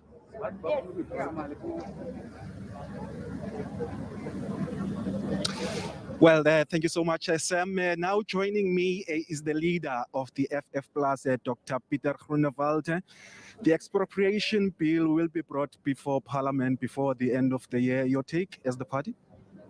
Well, we said that we rejected the whole process, and we, of course, welcome the fact that the expropriation bill, as far as Section 25 of the Constitution is concerned, has failed in Parliament. The expropriation bill in front of Parliament now will not be able to contravene Section 25 of the Constitution, and we will see to it that does not happen. And if the expropriation bill, for instance, provides for expropriation without compensation, we will go to the Constitutional Court. On the state capture? Well, on the state capture, again, the president said that he will come forward with a program how to monitor the whole situation. We were waiting for that. He also said, for instance, that he will create a team to monitor, for instance, the SIU and all the corrupt cases. Well, we in the Freedom Front Plus will monitor him and his team to see whether they comply and ensure that the corrupt people will pay the price for stealing the money of the taxpayers of South Africa. Thank you so much, Dr. Pieter Groenewald, leader of the FF Plus. For more reaction, Natasha is standing by. Thank you once again, Bulelani. I'm joined by two leaders of two political parties, but let's just actually start off with Mr. Sheikh Imam, who's the leader of the NFP. Mr. Imam, you heard President Cyril Ramaphosa's Sona's speech there. At the beginning of his speech, he had said that there is an intention to end the national state of disaster. Your reaction? Yes, indeed. I think it is about time that we do end the national state of disaster and bring absolute normality to the economy and to society as a whole. And I think what is very important to notice is that the infection rates are very, very low in the country at this point in time. The death rates are actually low at this point in time. And the impact of this Omicron variant is actually very, very low. So I think it is important that we get back to absolute normality so that people can get back to work. Businesses have suffered in the country. The economy is still, negatively impacted as a result of COVID-19. And I think the sooner we get back to normality in South Africa, the better it is going to be for the economy. Mr. Imam, thank you so much for your time. We also just take this conversation here to Reverend Kenneth Mesha, which we spoke to earlier on. That day you heard the speech there by the president. To the delight of many, the COVID-19 grant has been extended by another year. Does this satisfy the ACDP? Well, we are happy to hear that he is considering ending the national state of disaster. We have been looking forward to that because Parliament has been inactive and the president and his few teams, small team, have been running the country, which obviously we are very unhappy about. But we are delighted that he did acknowledge that Parliament must start operating and doing its work properly, because we know that once Parliament starts working well, a number of things that are out of place are not going to be in place, and the rights of the people, the freedoms of the people are going to be restored. A lot of freedoms, have been suspended, but now looks like we are going back to normality, and we are very happy about that. You know, I was concerned when they were always talking about this is the new normal, this is the new normal. So now we are going back to the normal life that we want to with our families, and I'm hoping that even with this mask, we're going to put them aside so that children can see their parents smiling. Children can see one another smiling, because it helps in the development of a child to see you speak and to see how your mouth moves, because it is stated that when children don't see your mouth when you speak, it hinders the development of speech. So we are grateful that the state of disaster is going to be brought to an end. Mr. Misha, there were also talks towards the end of his speech. The president had said that there are talks with the judiciary to actually establish special courtrooms to deal with state capture and corruption. That is most welcome, because that will speed up the process. We want those who are involved to be punished as soon as possible, and also the money they looted, the money they stole, must be paid back to the fiscals, so that that money can be used to help other people. But again, I expected more from him regarding the report of the panel of experts, because what happened when the Minister of Intelligence was nowhere to be seen, saying nothing, and of the police, same thing, Commissioner of Police, nothing. I mean, for the past 3 days, when the whole thing started, you could not hear from them or even see them. So I think punishment should have come upon them, and they would be disappointed if they're not removed. I think that would be the best thing to do, to remove those who allow so much damage to be done to our economy. Reverend Misha, thank you so much for your time. Let me cross over back to my colleague Bulelani Phillips, who's with the Finance Minister, Mr. Enoch Godongwana. Thank you so much, Natasha, the man who handles our finances, Finance Minister Enoch Godongwana. Thank you so much for your time, sir. The president emphasizing that business must create jobs and the state's responsibility must be to create an enabling environment. Is that something that you have been insisting on since you took office? I can't say that's something I've been insisting on. It's just basic economics. Basic economics suggests that the bulk of productive activity in the economy is largely business and private sector, and therefore we've got to create a conducive environment to that. The structural reforms the president announced are intended in exactly to give content to that message. Politically, I mean, how will you respond then to accusations or criticism that you are pandering to the right and to business? No, I don't think there's there will be, let's put it bluntly. No one would dispute that 70% of employment and 70 largely productive activities done by the private sector. And therefore, for this economy to grow, we've got to create a better space for them. And on the structural reforms, particularly on cutting the red tape, how soon can we expect to see results in terms of making sure that there is this enabling environment for business? The president has made a concrete announcement in the form of Mr. Sipenkos, who used to be a CEO of a listed company at Zaro. And the intention is to say, yes, somebody who's going to be working with the department, but I will coordinate as the president that work. So it's a concrete implementation plan right as we speak. Thank you so much, Finance Minister, Mr. Enoch Godongwana. Good luck to him as he restructures the economy. For more reaction, Samkele is standing by. Yes, indeed, Bulelani, politicians are reacting to the State of the Nation address of the president. The fossil fuels man, Mr. Mantashe, energy security in the country, what's happening? Now, if you listen to the president carefully, is that the program of improving energy security is on the go. It's not a promise, it is a project that is being implemented. That's why he cited a number of the bid windows that are on the pipeline. The first one has been approved. We will now be publishing requests for proposals for the second one. In August, is the third one. Total of those will be 7,600 megawatts. So if you have that being constructed, you are implementing, you are not promising. Now, the only difference is that when you talk of energy, many people think that energy is instant. It's not coffee. If you approve a project, they go and build a power station. They generate. It takes some time. We must be patient for that. That's why there's a difference between an immediate need and a goal. And then when you build for a goal, you must be systematic and be confident. The president goes further to say our democracy is under threat. Is there substance to the statement? It's a democracy. You know, when there's a revolution, you must always know that there will be active counter-revolution. So it's not something unique. It requires the state to be strong. That's why if you take that state of the nation, it's divided into three. It's the comprehensive management of the COVID-19 pandemic, it is the economics, and it is security. And all of them talk to the issue you're raising. When it comes to your internal issues, he spoke, particularly when you look at the high panel report and how it speaks to the lack of efficiency within state security. He says there's going to be a number of changes when it comes to state security issues, particularly with the allegations that he made in that leaked audio clip that some of your party members were using slush funds from state security to fight your own internal battles.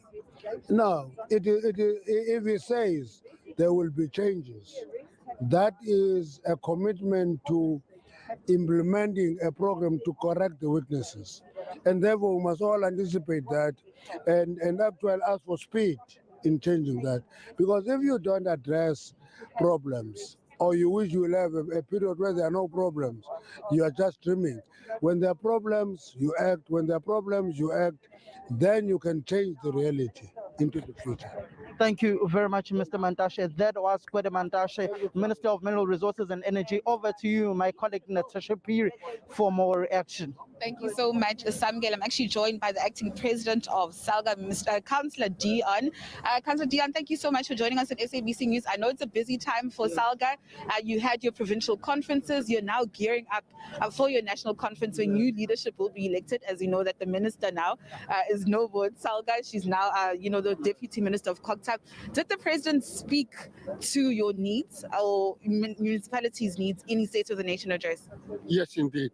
I must say, from the SALGA point of view, we do think the president have touched on very serious issues affecting our members, which is the municipalities. The fact that they raised the issue that they want to make it easier for municipalities also to be able to compete in electricity provision, especially with renewable energy. It's a very important issue for SALGA because some of our municipalities are capable of developing renewable energy. So the president has been saying they will be fast-tracking the regulations which will allow municipalities to deal with it. Because our members are faced with the challenge when there's no load shedding and people doesn't have electricity.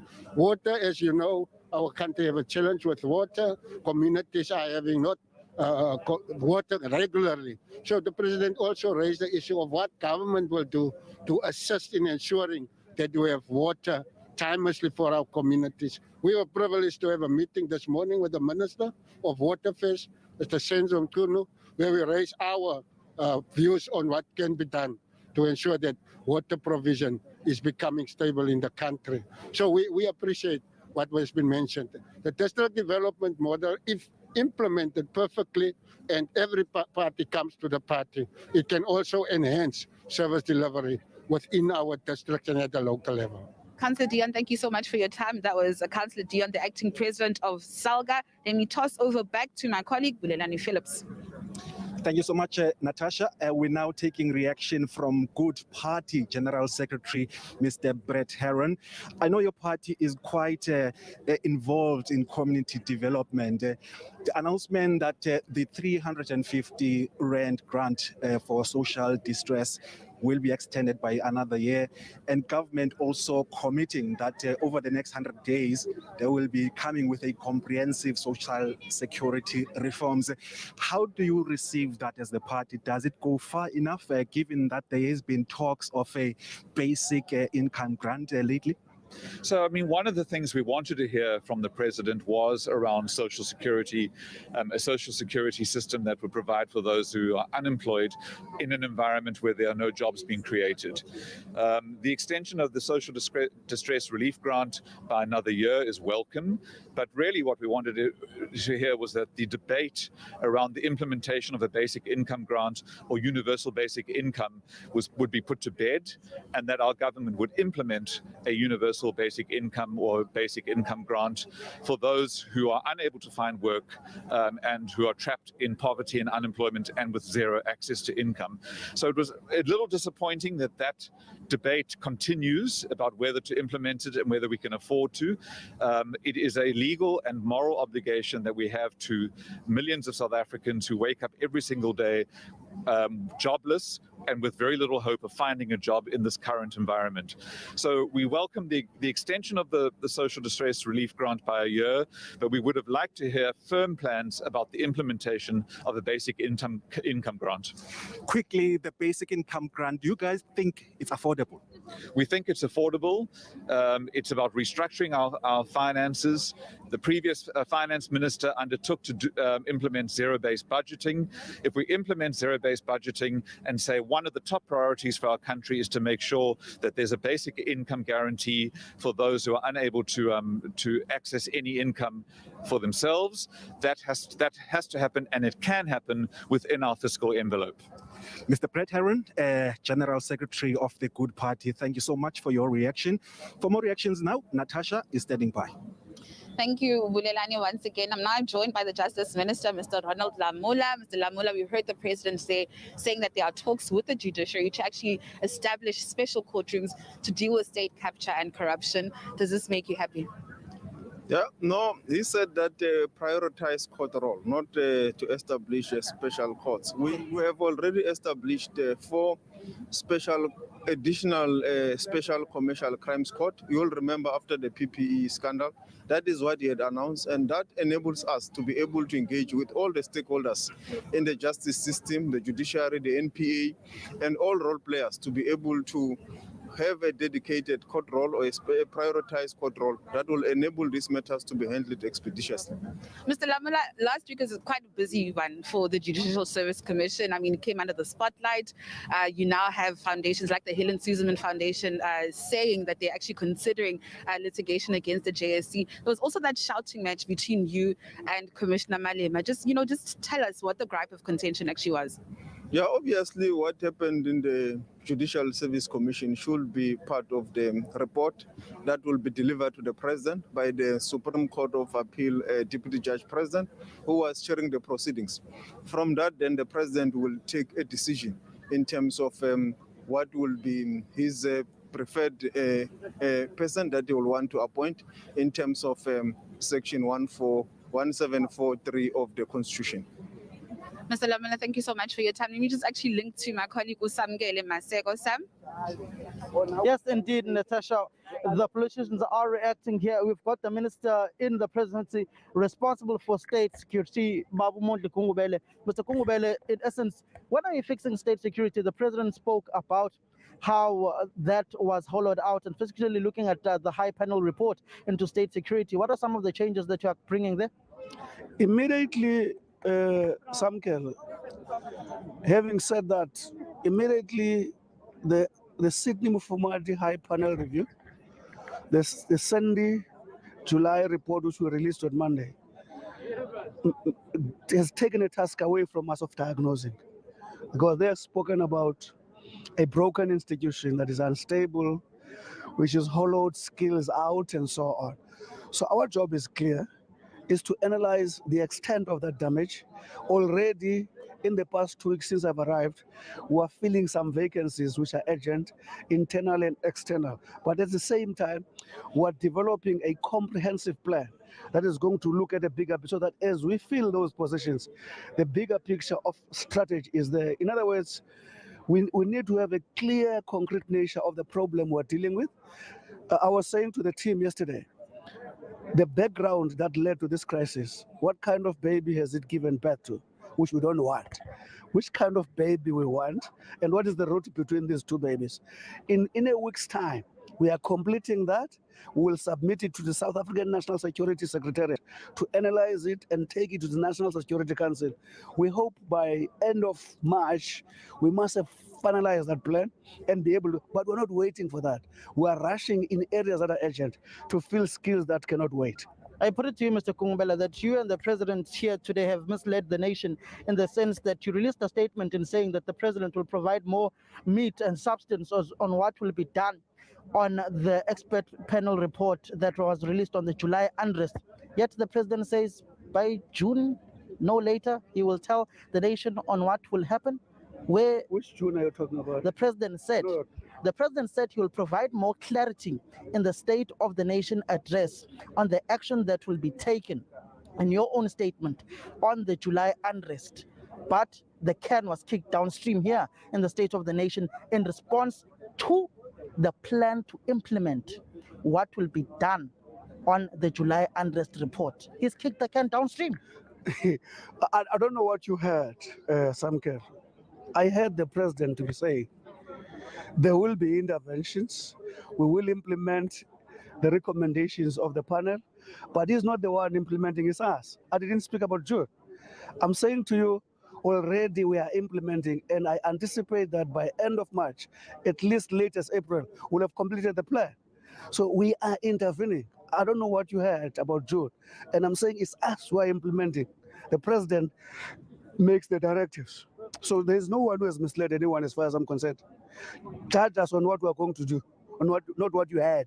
You said the president will provide clear plans and the directive on what will be done today. No, there's no word clear plans. We said some action steps. Go and read that covering express statement. Read it now. It says some action steps. Check it. It didn't say clear plans. Some action steps. I say to you, we're developing plans now. It's us. When the president says, but there will be plans, it's us who implement, who formulate those plans and implement them. I say to go and read that covering letter. It says some action steps. At least my memory, 65 as I am, is still fine. Thank you very much, Minister Modi Kungubela. Over to my colleagues for more reaction. Thank you so much, Sam. Of course, the man that has been busy for the past 2 weeks to ensure that this event goes smoothly without any incident is Police Minister. Mr. Bekicele, you must be relieved that the event was incident-free. Well, more than being relieved, I remember your question this afternoon. If I believe that things will be fine. I think we have put a lot of effort. We were sure that at least this event will go accordingly, and we are quite relieved that almost it went incident-free. All right, now let's touch on the State of the Nation address. The president is saying that cabinet as a whole must take responsibility for the July unrest of last year. From the police's side, you've also been found wanting when it comes to crime intelligence. Can we expect any major reshuffling when it comes to the leaders of that institution? You see, we'll have to really sit down to understand how this body is working. To start with, the minister himself has got nothing to do with the employment of the National Commission of the South African Police Service. That is a prerogative of the president. From an oversight point of view. Let me go on with the story. The second one, all these operators are employed by the National Commission of the South African Police without the minister. So those 6 top officials of the crime intelligence, if you can be told, you will see there was a lot of correspondence between the minister himself and the National Commissioner saying this can't happen, is wrong. You keep those people there, and if there is any issue with them, deal with that issue quickly. So President here talk about the operational heads. So it must be made on that one. Indeed, it's oversight, as you correct, but anything that I detect and anything that I'm unhappy about it when it comes to the National Commissioner, it goes to the president. Hence, there have been the correspondence between me and the president about the issues that I've raised, but those issues are between me and the president, so I leave them in that understanding. Do you want General Kehlas Tole to go? I want the general, I want the National Commissioner that will work together in a full understanding that our job is not the alignment to the factions, as there's been a call of that, but the person that when it comes to the crime intelligence, we're together, we're working in unison, both physically and mentally, and both in understanding that our first prize is to deal with the crime rather than any other thing. Lastly and quickly, Minister, are you working together? That's the question. Well, up to this point, especially on the latter part of our, even today, he's not here.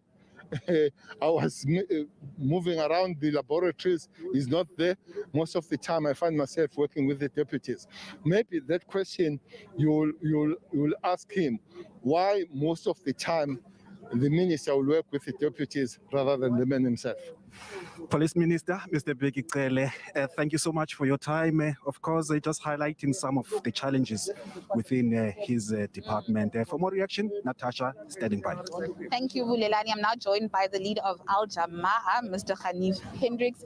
Mr. Hendricks, we know the July unrest report says that government must take responsibility. You heard the president there in his SONA speech saying that this is indeed a responsibility government actually accepts and takes responsibility of. And he also said that he will be soon announcing leadership changes in the security cluster. Is this enough or not?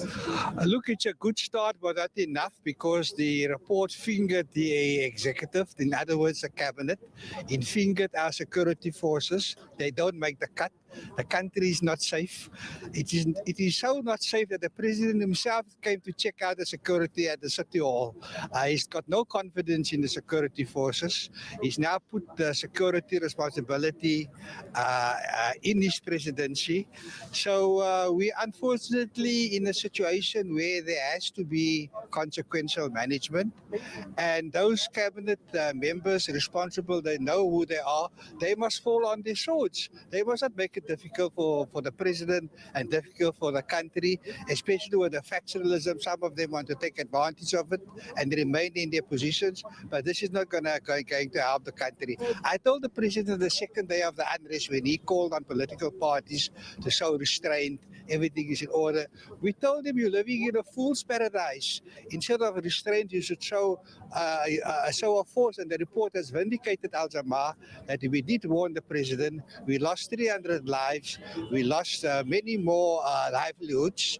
And the country is not safe. And externally, we see that we rely on America and Britain, to look at the possible incursions into the country. We don't want another country to invade us. We already have enough problems with the looting, and there's possibly going to be more looting, and we don't have peace of mind that we are geared up to deal with. There's no resources. Intelligence forces don't even have money to pay for pumps to advise them what is going to happen. That is the basis of any intelligence. You get information from the communities and you pay them. They didn't have money to buy them a bottle of orange juice. So it is really sad, but the NEC of the ANC on the eve of SONA came to Al Jamaa and asked them if we will stand with the president. So we said, yes, we will listen to SONA, the plans and the programs, and we're very excited to say that we stand with the president, that we like his plans, that we will support the programs. We've already assisted with regard to the water shedding and day zeros we have in many villages in the Eastern Cape. Tomorrow we're going to help the Deputy Minister in allocating 10,000 grants for small businesses for startup.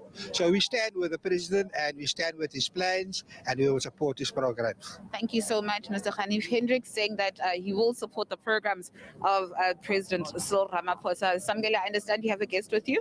Yes, indeed, Natasha. We've got the Minister of Home Affairs, Dr. Aaron Motsoaledi, Mr. Motsoaledi, Minister Motsoaledi, just in essence, the president spoke about the 10,000 jobs that will be provided by the Department of Home Affairs. How are you going to do this? What's the program of action? Yes, these 10,000 jobs will be there for a period of 3 years. This is for unemployed youth who have qualified in the field of IT, I mean to say, information technology, because these young people are going to do something which is very big for the economy. The Department of Home Affairs has got 300 million records in various archives.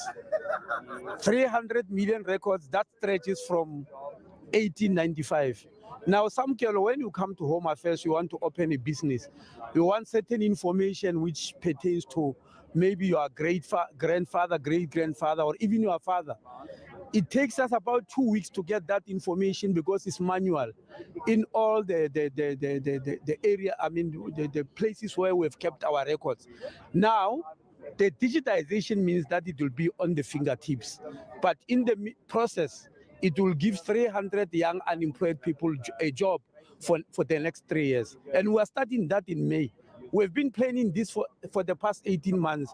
I was very excited when the president eventually announced it, because now we're going to hit the ground running in looking for those young people. Mr. Motsoaledi, he also spoke about the immigration laws, particularly saying that a new skills model, which are scarce skills that are needed in South Africa, will have to be in line with our immigration policies that can also respond to the economic needs of the country. What's your response to this and linking foreign immigrants coming into the country with the scarce skills that the country needs?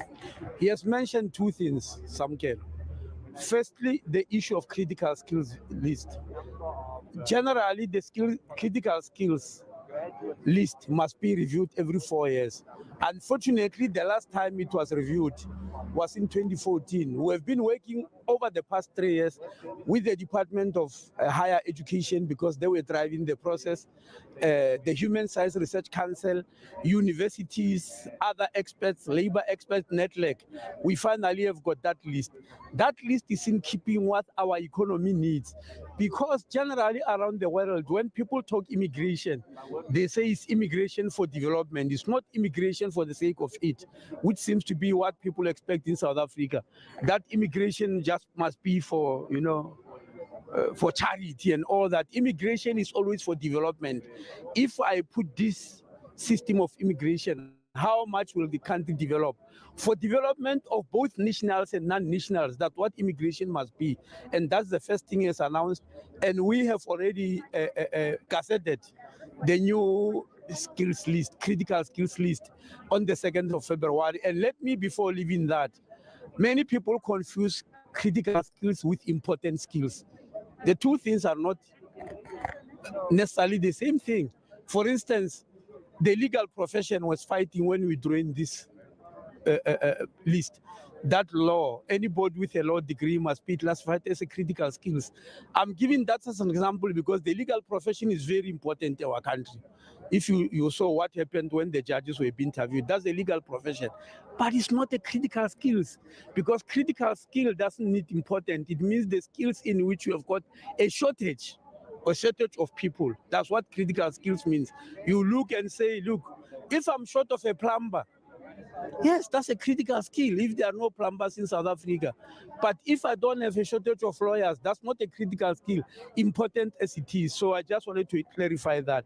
The second thing the president mentioned is about visas.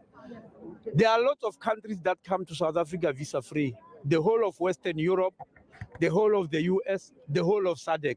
But there are other countries like China, India, and Nigeria. The three of them constitute 1/3 of the world population. They need visas to come to South Africa. So to simplify it, we have piloted the issue of e-visas. And we have piloted in those countries. We've extended to 14 other countries, which means they will add to those who come visa-free to make it easier for people who are coming to South Africa to establish business or even to perform important work, even these critical skills, so that they find it easier to come to the country. Thank you very much, Minister Aaron Motsoaledi, who's the Minister of Home Affairs. Back to you, Bongiwe and Vuyo in studio.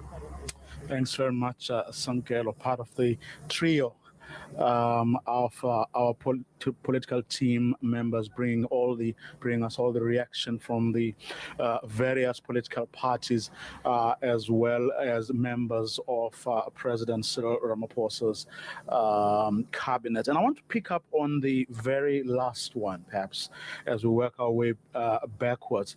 The president said right from the start, Prof, of his speech that the problems with the South African economy are deeply structural. Now, what Minister Motsoaledi just spoke about there on the question of both visas but also critical skills is something that has been going on for years and years now, and there seems to be no progress. And here's my point.